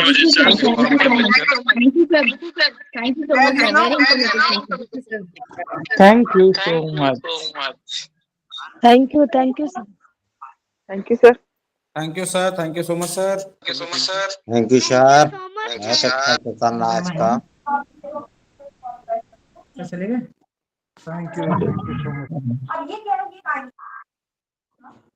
Iqbal भाई भी चले गए। गुड इवनिंग इकबाल साहब। जी जी, अस्सलाम वालेकुम, अस्सलाम वालेकुम जी। अस्सलाम वालेकुम। I hope I am audible. अस्सलाम वालेकुम। Yes ma'am. Good evening. Madam line पर आ चुके हैं और मैं अब अपने पार्टिसिपेंट्स से ये कहूंगा कि पार्टिसिपेंट्स जो भी अभी आपने इस पूरे वीक में कोर्स में आपने जिन लोगों ने जो भी ओवरव्यूज हैं आपके सेशंस को, रिसोर्स पर्संस को लेकर के, वो उससे के फीडबैक अपने एक्सप्रेशंस को लोग शेयर कर सकते हैं और उसके बाद फिर मैम अपना जो है एड्रेस करेंगे। तो इंशाल्लाह मैं बारी बारी से कहता हूँ जी डॉक्टर कृष्णकांत सर। जी सर। मैडम जी नमस्कार। जी पिछले 8 दिन से हम सभी जुड़े हुए हैं, इसके लिए मैं यूजीसी एमएमटीसीसी एएमयू और प्रोफेसर इकबाल सर का धन्यवादी हूं कि आप सबसे मिलने का मौका दिया और इस नए साल का एक बहुत बेहतर प्रारंभ विशेषतः मेरे लिए हुआ। ये मेरे लिए बहुत फ्रूटफुल रहे 8 दिन और मैं यहाँ 2 नाम कोट करना चाहूंगा जिनको मैं ताउम्र नहीं भूल पाऊंगा। Professor AR Kidwai academic leadership पे क्या उम्दा उन्होंने लेक्चर दिया और इसके साथ साथ doctor MD Shahid Siddiqui Indian pedagogy पे उन्होंने अंतस को छुआ। मैडम सभी लोगों ने बहुत अच्छा बताया पर इन 2 लोगों ने विशेषतः अंतस को छुआ और इन सभी लोगों से मिलने का मौका दिया, आपसे मिलने का मौका दिया। इसके लिए मैं सभी का आभारी हूं और बहुत शानदार रहा ये जो 8 दिन का हमारा एक प्रोग्राम रहा। 2 पंक्तियों से मैं इसको विराम दूंगा बात को। मैं 2 कदम चलकर तुम्हारे साथ में, मैं 2 कदम चलकर तुम्हारे साथ में लेकर एक सदी की याद लौटा हूं। शुक्रिया। जी डॉक्टर मंसूर साहब जो है आप भी लाइन पर हैं और इधर गुड इवनिंग, अस्सलाम वालेकुम ऑल ऑफ यू। मैं शुरुआत बल्कि हमारे अलीगढ़ के दोस्त हैं उनके शेर से ही करूंगा कि फिर भी कम था गरचे तेरी जात से पाया बहुत, फिर भी कम था गरचे तेरी जात से पाया बहुत, तू हुआ रुखसत तो मुझको ये ख्याल आया बहुत। तकरीबन हमारे सारे रिसोर्स पर्सन ऐसे ही थे कि उन्होंने जो इन्फॉर्मेशन हम तक दी है उसके लिए मैं उनका बेहद शुक्रगुजार हूं। और जैसे अभी मुझसे पहले कहा था कृष्णकांत जी ने कि देखिए किदवाई साहब तो जाहिर है कि उनकी उम्र एक इसी दश्त की सयाही में गुजरी है, उनका क्या जिक्र, लेकिन शहीद सिद्दीकी साहब का लेक्चर वाकई बहुत अच्छा था, बहुत अच्छा था, एक्सीलेंट। मैंने कई कोर्स किए हैं, बहुत जगह सुना है, लेकिन ऐसे लोग कम देखे हैं। मैं शुक्रगुजार हूँ आपकी पूरी इस एकेडमिक स्टाफ कॉलेज का, मैम आपका, खास तौर से इकबाल साहब का कि इन्होंने अपने फराइज मनसबी बड़े हुस्न खूबी से अंजाम दिए हैं। देखिए टेक्निकल जो ये ऑनलाइन होता है इसमें बड़ी अपनी इसकी लिमिटेशंस हैं, किसी का माइक ऑन हो गया, किसी का फोटो ऑन हो गया, किसी की कनेक्टिविटी चली गई, कोई किसी से बात कर, इस दौरान ही को जिन्होंने मैनेज किया है इकबाल साहब ने, इसके लिए ये मुबारकबाद के मुस्तहिक हैं और वाकई इन्होंने इस कोर्स को बहुत अच्छी तरह से हैंडल किया और बहुत अच्छा लगा। थैंक यू वेरी मच आप सबके। नेक्स्ट पार्टिसिपेंट्स और जो भी हैं यहाँ पर वो आप सर मैं कुछ बोलूं सर? हाँ थैंक यू सर। यासिर साहब बोल रहे हैं। फिरोज, डॉक्टर अच्छा, Firoz sir Firoz. JP university से। फायजा मैम सलाम वालेकुम। और ये प्रोग्राम आपके डायरेक्शन में बहुत ज़बरदस्त रहा। यूसुफ साहब का कंट्रीब्यूशन बहुत ही बढ़िया था। उन्होंने एज ए कोऑर्डिनेटर जितना अच्छे प्रोग्राम को कोऑर्डिनेट किया वो सराहनीय है और जितने भी रिसोर्स पर्सन को चुना गया वो ज़बरदस्त थे। साजिद जमाल साहब ने जो मल्टी डिसिप्लिनरी एजुकेशन पर बात की वो सबसे अच्छा पहला क्लास मेरे व्यू से वो था। और उसके बाद भी खालिद आजम साहब और रिचा शर्मा ने जो बहुत अच्छा रिसोर्स मैनेजमेंट पर बात की या जो भी प्रोजेक्ट के बारे में बताया वो बहुत अच्छा लगा। और मेरे हिसाब से ये प्रोग्राम हम लोग के लिए आउटस्टैंडिंग था। शुक्रिया मैम। जी और very good evening sir. This is Ashok Kumar from Central University of Tamil Nadu. This program is very nicely executed, starting from January 6th to till now. There is no lacuna in this program. Straight away, we will get into that 3:45 and it will goes for 5:15. Then we'll get a break. Then next session will start from 5:45 and it will end up by 7:15. this is firstly, I'm a very beginner in this national education policy in 2020. After attending this particular program, it's like a eye-opening session of all those things, like each and every person who give their expertise in this NEP program. It is like a huge input as far as my understanding is concerned, and as well as that my fellow colleagues' understanding is concerned. Lot of conversation, and at the end of that each and every session, it will go about 20 to 25 minutes extra to get that input related to that particular field. I want to highlight some important area in which we learned something new in this NEP 2020. How we will inculcate the things of ICT, information communication technology, and information communication technology enabled services, and all the aspects in various stream, and as well as that various discipline. How we will look into that NEP 2020. How we will implement, then after implementing, how we will take this into that sustainable way. All those things, all the renowned resource personalities are given their very good input. Thanks a lot, Faiza ma'am, director of the AMU. Already I have attended refresher course. Because of that entire input I have received from that refresher course, management studies, again I put this program. Thank you very much, sir. Iqbal sir, whenever I ask some kind of that queries, Iqbal sir, he will not hesitate. He will tell all that information in right time. On behalf of my own, and as well as on behalf of the participants, I thank the organizing team. Thanks a lot, ma'am. If it is any opportunities, I will come there and I will share in person. Very good.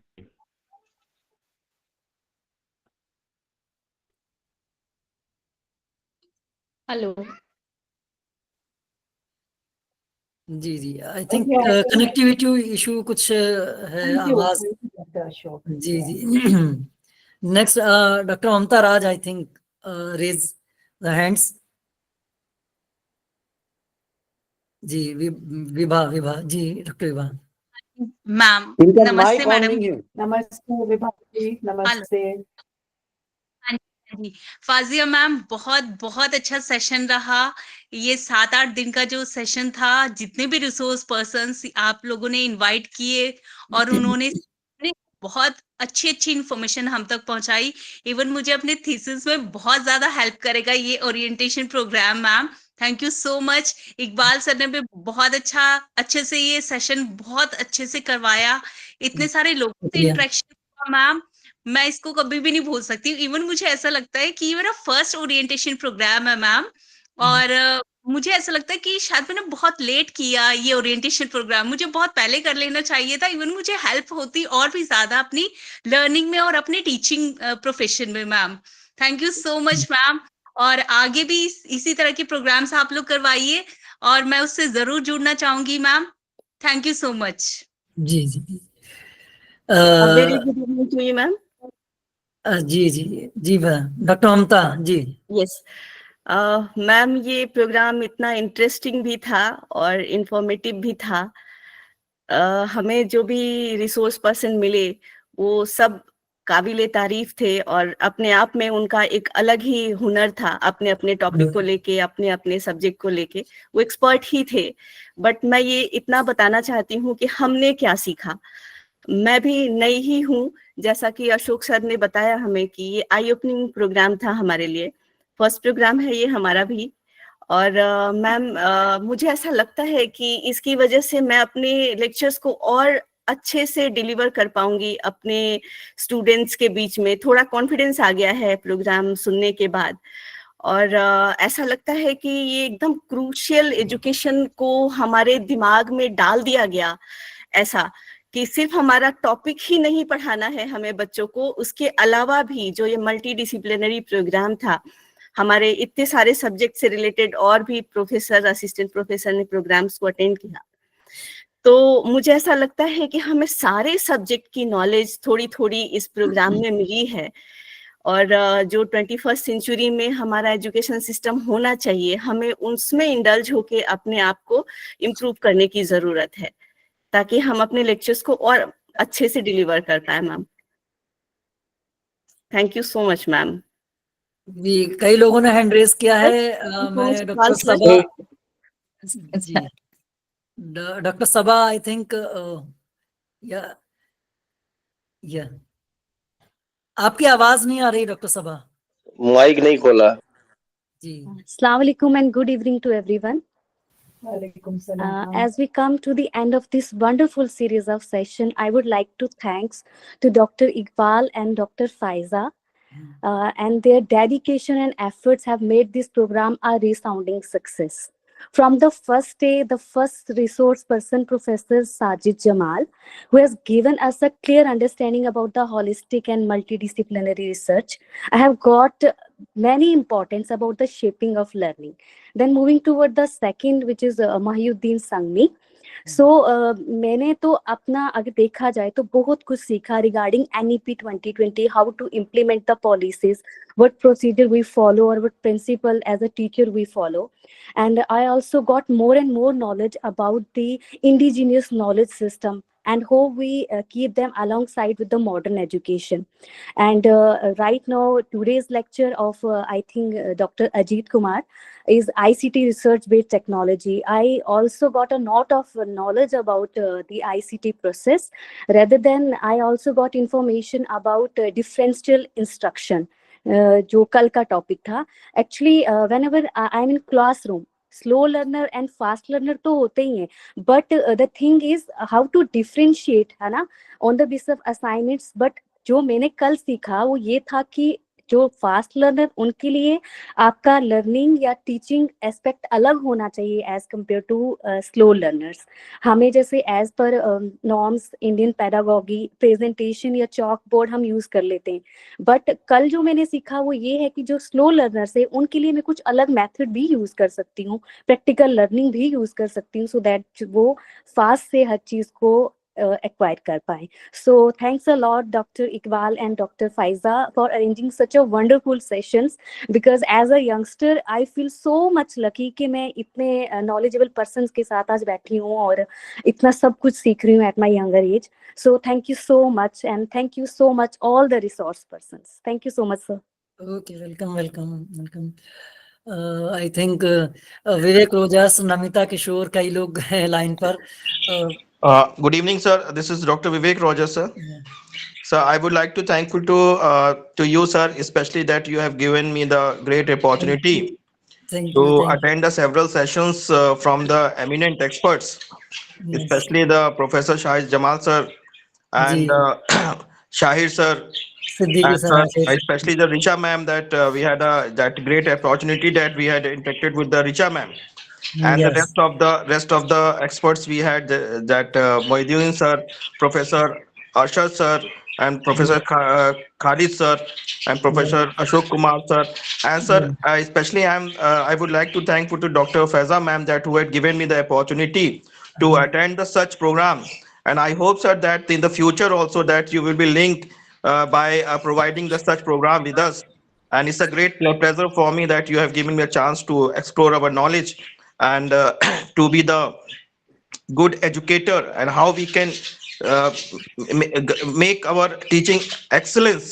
So in all the sessions, that it is a very fruitful session for us, and definitely that we all are the benefited. And sir, at the last, sir, I would like to thankful once again to you for giving the great opportunity to me. Thank you, sir. Thank you. Ruqaiya ji, अस्सलाम वालेकुम sir. जी. Doctor Rukaiya Hussain from Raja Mahendra Pratap Singh state university. सबसे पहले ma'am मैं आपका शुक्रिया अदा करना चाहूंगी. मैम सीरियसली बहुत ही अच्छे सेशंस रहे हैं, बहुत अच्छा ओरिएंटेशन प्रोग्राम था मैम, और इससे हमें बहुत कुछ सीखने को मिला. बहुत ही अच्छे सेशन गए, काफी नॉलेजेबल थे, और सारे जितने भी रिसोर्स पर्सन थे, जितने भी कीनोट स्पीकर्स थे मैम, बहुत ज्यादा नॉलेजेबल थे. काफी कुछ सीखा है मैम हम सब ने ही, मेरे ख्याल से जितने भी रेस्पेक्टेड फैकल्टीज हैं, रेस्पेक्टेड टीचर्स हैं, और मैम आपने बहुत ही अच्छा ये ओरिएंटेशन प्रोग्राम ऑर्गेनाइज करवाया और thank you so much ma'am. ऐसे ही हमें फ्यूचर में भी इतने अच्छे सेशंस मिलें और specially professor Sajid Jamal sir, शहीद सर एंड जिग्नेश सर, जितने भी professor Kidwai sir, doctor Richa ma'am बहुत ही फ्रूटफुल सेशन रहे हैं, काफी इंटरेस्टिंग रहे हैं। बहुत सारी चीजें मैम हमें सीखने को मिली और हमने, मेरे ख्याल से हम सब ने अपने आप को और ज्यादा मुझे लगता है बेहतर बनाया होगा। इससे काफी लोगों की नॉलेज बड़ी होगी और अभी भी लग रहा होगा कि हम लोग लर्निंग प्रोसेस में है। अपने आप को अपडेट करा मैम हमने इससे, तो thank you so much ma'am. बहुत ही इंटरेस्टिंग ओरिएंटेशन प्रोग्राम था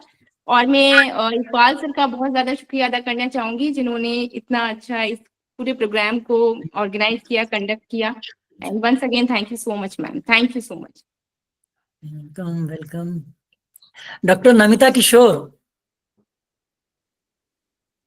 good evening to all of you. मैं थैंक यू कहना चाहूंगी फैजा मैम को और इकबाल सर को जिन्होंने इतना अच्छा ओरिएंटेशन प्रोग्राम अरेंज किया। मैं भी अभी नई आई हूँ इस फील्ड में, तो जितने भी मतलब दिन का ये क्लास चला ओरिएंटेशन प्रोग्राम में, जो भी रिसोर्स पर्सन आए उनसे बहुत कुछ सीखने को मिला।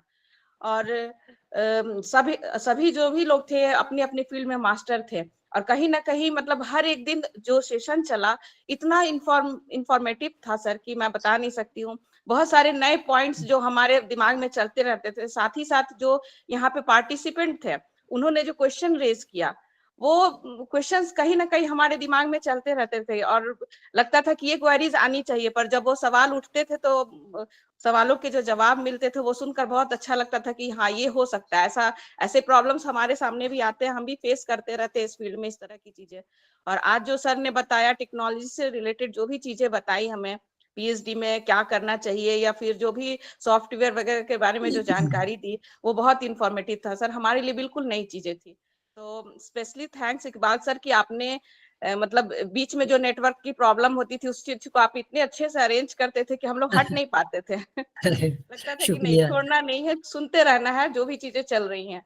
तो आपको भी स्पेशल थैंक्स और मैम को भी कि उन्होंने इतना अच्छा प्रोग्राम अरेंज किया और नेक्स्ट टाइम जब भी इस तरह की मतलब अपॉर्चुनिटी मिलेगी हम लोग जरूर इसको ज्वाइन करना चाहेंगे क्योंकि यहाँ बहुत कुछ सीखने को मिला। जितने भी पार्टिसिपेंट थे सभी अपने अपने जगह मतलब जो भी थे बहुत अच्छे थे और सबसे बहुत कुछ सीखने को मिला। Okay thank you. Yes someone Rahul Pandey, Yasmin Bano, कई लोग हैं, कोई नहीं, बोलिए बोलिए यास्मीन जी, बोलिए बोलिए जो भी। सर मैं कुछ बोलूं सर? हाँ यासिर, ये डॉक्टर यासिर बोल दीजिए। Doctor Yasir from Good evening to all Kashmir. of you. Yes. My name is Yasir. I'm like faculty from Department of Psychology, University of Kashmir. To summarize these 7-8 days, I would like to just give few comments on how great it was to learn about the new education policy, and all the sessions were very informative, and having such knowledgeable speakers made it even better. For instance, Professor Sajjad Jamal did an amazing job explaining how important it is to have a well-rounded approach to education. Or for instance, Professor Mohideen Sangami gave us some practical insights into how NEP 2020 can be put into actions. It was really helpful for those of us looking to apply these concepts in real life settings. One more example, like for instance, Professor Khalid Azam's session on modern skills were on spot. He talked about need for adaptability and critical thinking, which are so essential these days. Then we had like fascinating lecture by Dr. Muhammad Shahid Siddiqui, which I personally was very, very impressed, and Professor Arshid Ikram Ahmed. They gave us a nice balance between the traditional or Indian knowledge system and global perspectives on education. Yes. Then we had both Professor Jignesh and Professor Ajit Kumar, who shared some of the practical tips on using the technology in education. Dr. Richa's sessions were managing research resources were detailed and gave us some new strategies to consider, because we are as teachers also, as a researcher also. And on climate and pollution, waste management, Professor Mansoor Alam's talk was really eye-opening, reminding us that environmental responsibility we have as educators. Overall, the training was a fascinating learning opportunity. It really helped me to get a better grasp of NEP 2020 and how we can apply it in our teaching environment. At the same time, I would like to give a big shout out to our course coordinator, Dr. Iqbal Yusuf Ansari, for keeping everything running smoothly. And a huge thanks to the Malviya Mission Teachers Training Center, Aligarh, and for organizing such a great program. And of course, a big thanks to all the participants for your insights and engagements, which made this event more enriching for us, especially for me. Looking forward to have more sessions like in future. Thank you so much. Okay, welcome. Yeah, Dr. Rahul, I think Dr. Rahul or Dr. Yasmin. Yes, sir. Yeah, Rahul ji. Dr. Yes, Rahul. sir. Thank you so much to director ma'am. Ma'am ने, मैं जब programme join कर रहा था तो ma'am को बार बार call कर रहा था. मैम बार कॉल कर रही थी, रिसीव नहीं हो रहा था. फिर बाद में मैम ने किया, फिर मैं घबराया था ज्वाइन कर पाऊंगा कि नहीं कर पाऊंगा. और लेकिन मैम ने बहुत ही डाउन टू अर्थ हैं, हम जानते हैं उनको, मैंने सुना भी है. मैम को जब भी हम सुनते हैं हमको बहुत अच्छा लगता है. और इसी तरीके से इकबाल सर, जब भी प्रोग्राम में थोड़ा भी कुछ होता था, हमेशा सर सबको तुरंत बांधने का प्रयास करते थे. सर सबको कनेक्ट करने के लिए कुछ ना कुछ बातें बीच में करते थे. सबसे जो ज्यादा बेहतरीन हमको लगा सर आपका ये लगा, इकबाल सर का, कि हम लोगों को कनेक्ट करते रहते थे और फुल एनर्जी के साथ सर लगे रहते थे. हमको देख के इतना अच्छा लगा कि हमने प्रोग्राम छोड़ा ही नहीं. शायद कभी नेटवर्क की वजह से छूटा होगा तो कहीं डिस्टोर्शन हुआ होगा, नहीं तो ओवरऑल प्रोग्राम हमको बहुत अच्छा लगा. और इसी क्रम में हमारे साथ के जो हम पार्टिसिपेंट्स हैं, सह पार्टिसिपेंट, सभी लोगों ने बहुत अच्छे तरीके से सेशन को ज्वाइन किया, मैक्सिमम लोगों ने. और अच्छे से सेशन को बनाने के लिए सब लोगों ने बेहतर करने का प्रयास किया. सभी एक्सपर्ट बहुत ही अच्छे थे. मैं जानता हूं मैं बहुत कुछ नहीं बोल सकता हूं, क्योंकि सभी जो भी एक्सपर्ट थे, जो भी डायरेक्टर मैम है और कोऑर्डिनेटर सर हैं, सभी लोगों ने अपना जो सबसे बेहतरीन प्रयास हो सकता है वो इसको बेहतर करने के लिए किया. तो हम एक ही बात कह सकते हैं, क्योंकि मैं सोशियोलॉजी में असिस्टेंट प्रोफेसर हूं, लेकिन मैंने फिलॉसफी भी पढ़ा है. तो स्पिनोजा एक ही बात कहता है, एवरी डिटर्मिनेशन इज निगेशन. जब हम ज्यादा बोलते हैं तो हमको लगता है कि बहुत सारी क्वालिटीज हम छोड़ भी देते हैं उस व्यक्ति की. तो हम बस यही कह सकते हैं इस विनम्रता में कि मैं बहुत वो है कि हमको ये मौका मिला. तो एक बार पुनः सम्मानित डायरेक्टर मैम और कोऑर्डिनेटर सर और टीम और हमारे जो साथ के पार्टिसिपेंट्स हैं, सभी को बहुत धन्यवाद. Thank you so much. और मौका मिला तो बार ज्वाइन करने का प्रयास करूंगा और इसी तरीके से लगातार सेशन जो है हम ज्वाइन करते रहेंगे. Thank you so much. जी. हाँ, नेक्स्ट जो भी लोग हैंड रेज किए हुए हैं, आई थिंक फिरोज अख्तर या यास्मीन बानो. हाँ जी सर, मैं सबसे पहले फैजा मैम और इकबाल सर का शुक्रिया अदा करना चाहता हूँ, और आपकी पूरी टीम को मैं शुक्रिया अदा करना चाहता हूँ कि आप लोगों ने बहुत ही बेहतर तरीके से इस कोर्स को अंजाम तक पहुंचाया. और जितने भी सेशन रहे वो सारे सेशन बहुत ही अच्छे रहे. खासकर आयशा फारूक, उनका जो है कि स्किल डेवलपमेंट का प्रोग्राम, और प्रोफेसर AR किदवाई, इनका एकेडमिक लीडरशिप, ये दोनों मुझे बहुत ही पसंद आए और बहुत कुछ इनसे मुझे सीखने का मौका मिला. बस और ज्यादा मैं नहीं कहना चाहूंगा. शुक्रिया जी. यास्मीन. अस्सलाम वालेकुम मैम. सबसे पहले तो मैम का बहुत शुक्रिया, सर का बहुत शुक्रिया कि सर की वजह से, स्पेशली इकबाल सर की वजह से हम लोग यहाँ पर आ पाए. और मैंने पहली बार ऑनलाइन प्रोग्राम अटेंड किया है और पहली बार ही ऐसा फील हुआ कि हम लोग ऑफलाइन है. और रिसोर्स पर्सन में किसी एक पर्सन को निकाल पाना मेरे लिए तो पॉसिबल नहीं है, क्योंकि resource person Jammu and Kashmir से लेकर के कालीकट तक थे. सर और मैम, तो डिफरेंट एरियाज में हमें काफी कुछ सीखने को, काफी कुछ डिफरेंट एरियाज में जानने का, अपने क्लास में इम्प्लीमेंट करने का, स्टूडेंट के साथ इंटरेक्ट करने का, रिसर्च एरियाज में, प्लेजरिज्म में, तो बहुत बहुत बहुत अच्छा लगा मैम। बहुत बहुत शुक्रिया मैम का, स्पेशली इकबाल सर का, कि सर और मैम की वजह से यहाँ पर आ पाए। और एक गुजारिश है सर और मैम से कि प्लीज इन फ्यूचर इस प्रोग्राम को, इस तरह के प्रोग्राम को मैम ऑफलाइन भी हो तो और भी अच्छा फील होगा हम सभी लोगों को, मुझे लगता है। Thank you so much ma'am. जी welcome welcome. Doctor Rajiv Kumar. I think this is the last that we can take. Dr. Rajiv, if he जी। wants to speak, because हाँ, डॉक्टर राजीव कुमार ने हैंड रेज किया था। I think now नहीं, he's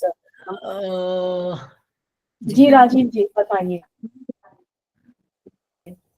बड़ी गलती है मैम। जी, डॉक्टर प्रवेश कुमार भी आ गए लाइन पर। या hello, good evening ma'am. Good evening doctor प्रवेश। मैम आपका बहुत बहुत धन्यवाद और डॉक्टर इकबाल सर का बहुत बहुत धन्यवाद। मैंने ओरिएंटेशन भी किया आपके यहाँ से, रिफ्रेशर भी किया, ऑफलाइन किया है, और 2 मैंने रिफ्रेशर जो है ऑफलाइन ऑनलाइन किए हैं। और वैसे तो मुझे नीड्स नहीं थी, बट मैं अपने ज्ञान को बरकरार रखने के लिए, नई नई नॉलेज लेने के लिए, क्योंकि जितने भी प्रोफेसर्स थे उन्होंने इतना अच्छा ज्ञान हमको दिया है, क्योंकि हम आगे भविष्य में भी अपने आप को प्रोग्रेस कर सके।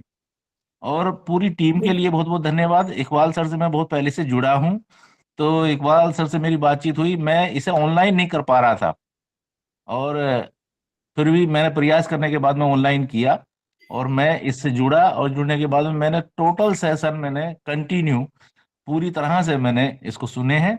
और ऋचा मैम का सेशन और किदवई सर का तो अनुभव हमारे लिए हमेशा के लिए, हम तो उनको बार बार सुनना चाहते हैं, तो इसलिए उनका बहुत ही ज्यादा अच्छा जो है सेशन रहा। तो सारे सेशन हमारे लिए बहुत ही नॉलेजेबल रहे, इंफॉर्मेटिव रहे, इफेक्टिव रहे, और भविष्य में हम इनका पूरी तरह से अपने क्लास के बच्चों को और आगे अपने जानकारी में बहुत अच्छा हम प्रयास करेंगे। तो मैम आपका बहुत बहुत धन्यवाद, इकबाल सर का बहुत धन्यवाद, वो पूरी टीम का बहुत बहुत धन्यवाद। धन्यवाद ma'am, thank you. I think काफी हो गया है अब। बहुत बहुत thank you sir, thank you ma'am, बहुत शुक्रिया प्रवेश जी, धन्यवाद सर, बहुत नॉलेजेबल। जी शुक्रिया thank you Iqbal sir, thank you so much ma'am, thank you so much, thank you sir. Thank you Iqbal भाई, thank you ma'am. Thank you ma'am, thank you so much. Thank you sir ma'am. मैं ma'am से request करूंगा please हम सब लोगों के लिए कुछ अपनी दुआओं से नवाजें। जी मैम, जी जरूर। बहुत शुक्रिया जी। और आप सबकी बातें सुन करके मुझे कहने की जरूरत नहीं है, मुझे कितना अच्छा लगा। और हमने ये जो कोशिश की हमारी तरफ से, काविश की, और जाहिर है इकबाल साहब आए हमारे साथ जुड़े, आप सबको इस जरिए से हमारे साथ जोड़ा। आपकी सरपरस्ती की वजह से है और आपकी नवाजिश है जिस पर ये सब चल रहा है। अखबार भाई की यही तो प्यारी सी आप बातें जो है ना, सबका दिल छू लेती है। हाँ, मैं कहूँगी बहुत कामयाब रहा ये कोर्स, और इसमें सबका हिस्सा है। और हमने इकबाल भाई से जब इस कोलैबोरेशन की बात की, तो जिस खुशदिली के साथ उन्होंने इस पे अपनी सहमति दी, हमें उसी वक्त ऐसा लग रहा था कि बहुत कामयाब ये कोर्स रहेगा। तो न सिर्फ ये कि हमारे साथ इतने सारे लोग जुड़े, और ये कि ये कोर्स वक्त से शुरू हुआ, वक्त से खत्म हुआ, और आज आप सबसे हमें ये सुनने का मौका मिल रहा है कि आपने इसमें कुछ सीखा, कुछ नया सीखा। आपको जरूरत नहीं थी सिर्फ एक सर्टिफिकेट के लिए आप इसमें नहीं आए, बल्कि आप इसमें अपने इल्म के इजाफे के लिए आए। तो ये सबसे बड़ी बात है जो हमें भी सबसे ज्यादा खुशी देती है। और यही मुझे लगता है it's a tribute to your own hard work, dedication and passion for professional growth, for the idea of making higher education play the key role in nation building. This is what this vision document that we have been studying about the national education policy has been propounding, and this is what we want to take to every higher education teacher and practitioner of the country. अब तक इस तरह से 1 lakh 36,000 teachers की training पिछले 1 से 1.5 सालों में इस प्रोग्राम के जरिए हो चुकी है। सिर्फ और सिर्फ नेशनल एजुकेशन पॉलिसी को जानने की, समझने की कोशिश और लोगों के दिलों में जो डर है, जो शक व शुबहात है इस पॉलिसी को लेके, उनको दूर करने की कोशिश। तो मैं सिर्फ इसी दुआ के साथ आपसे आज रुखसत लूंगी कि आपके जो भी ख्वाब हैं, आपके जो भी अगराज हैं, आपके जो भी मकासद हैं अपने अपने करियर को लेके, वो अगर इसी तरह आप मेहनत करते रहे, 7:30 बज रहा है, 7:45 बज जाएंगे, लेकिन अभी भी आप पढ़ने पढ़ाने में, सुनने सुनाने में लगे हुए हैं, तो वो यकीनन पूरे होंगे और ऊपर वाला भी इसमें आपकी जरूर मदद करेगा। और इंशाअल्लाह जी ये भी इंशाअल्लाह। शुक्रिया बहुत। और मैं ये भी कहना चाहती हूँ कि हमारे ऑफलाइन कोर्सेज, जैसा कि आपने कहा कि आप चाहते हैं कि अलीगढ़ आप तशरीफ काफी लोगों ने ऑफलाइन के बारे में कहा, तो मैंने कहा मैम उसके बारे में जी। तो फरवरी में हम 3 कोर्सेज कर रहे हैं, फिजिकल, रेजिडेंशियल। इसमें आप सब जब चाहें तशरीफ ला सकते हैं। एक फैकल्टी इंडक्शन प्रोग्राम है, एक हमारा ऑफलाइन सब्जेक्ट रिफ्रेशर कोर्स है, इसके साथ ही साथ एक शॉर्ट टर्म कोर्स भी हम ऑफलाइन कर रहे हैं। और शायद मार्च में हम एक नया प्रोग्राम इंडियन नॉलेज सिस्टम्स पे भी करेंगे। तो आपको इसमें मेरी तरफ से आज दावतनामा है कि आप उसी तरह से अलीगढ़ आए और अलीगढ़ आप आके हमारी मेहमान नवाजी कबूल करें। और ये जो सीखने सिखाने का, पढ़ने पढ़ाने का, इल्म ताल्लुम का सिलसिला आज शुरू हुआ है, वो तादेर चलेगा इस तरह से, सिर्फ क्लास में ही नहीं, इंशाल्लाह आमीन। जो हमारा कैंपस है, जो हमारी कैंपस की एक फिजा है जो कि अपने आप में ही बहुत कुछ सिखा देती है, तो उस फिजा में भी आपके साथ हमें चंद घड़ियां गुजारने का मौका मिलेगा। आपका सर्टिफिकेट आपको 2 दिन या 3 दिन बाद मिल जाएगा। अगर आपने दोनों अपने MCQs किए हैं तो उन्हीं के बिना पे आपको आपके ग्रेड्स कैलकुलेट होकर के सर्टिफिकेट मिलेगा। मैं इकबाल साहब आपका फिर एक बार तहे दिल से शुक्रिया अदा करती हूँ और आपको तहे दिल से मुबारकबाद भी देती हूँ कि आपने एक कोशिश की और इतनी ज्यादा कामयाबी से अल्लाह ने आपको इस कोशिश में नवाजा। और ये जो हमारी पार्टनरशिप है, I think this should go on for a very long time to come. इंशाल्लाह इंशाल्लाह बिल्कुल इस तरह से सरपरस्ती और दुआओं के साथ आप की नवाजिश मुझे मिलती रहेगी, तो इंशाल्लाह बिल्कुल मैं भी लगातार आपके साथ इसी तरह से चलने के लिए तैयार हूँ, बस सरपरस्ती का होना जरूरी है। And to all the participants who have said such good things about us, Dr. Muhammad Azhar, Dr. Ruqayya, Dr. Yasmin, Dr. Vivek Rogers, Dr. Mamta, Dr. Krishna Kant, and some other names that I'm not remembering right now, I am so I'm extending my heartfelt thanks to you all and my heartfelt felicitations. Thank you so much. Thank you, ma'am. Thank you, ma'am. Thank you. Thank you, ma'am. बहुत बहुत शुक्रिया। Thank you, ma'am. Thank you, ma'am. Thank you, ma'am.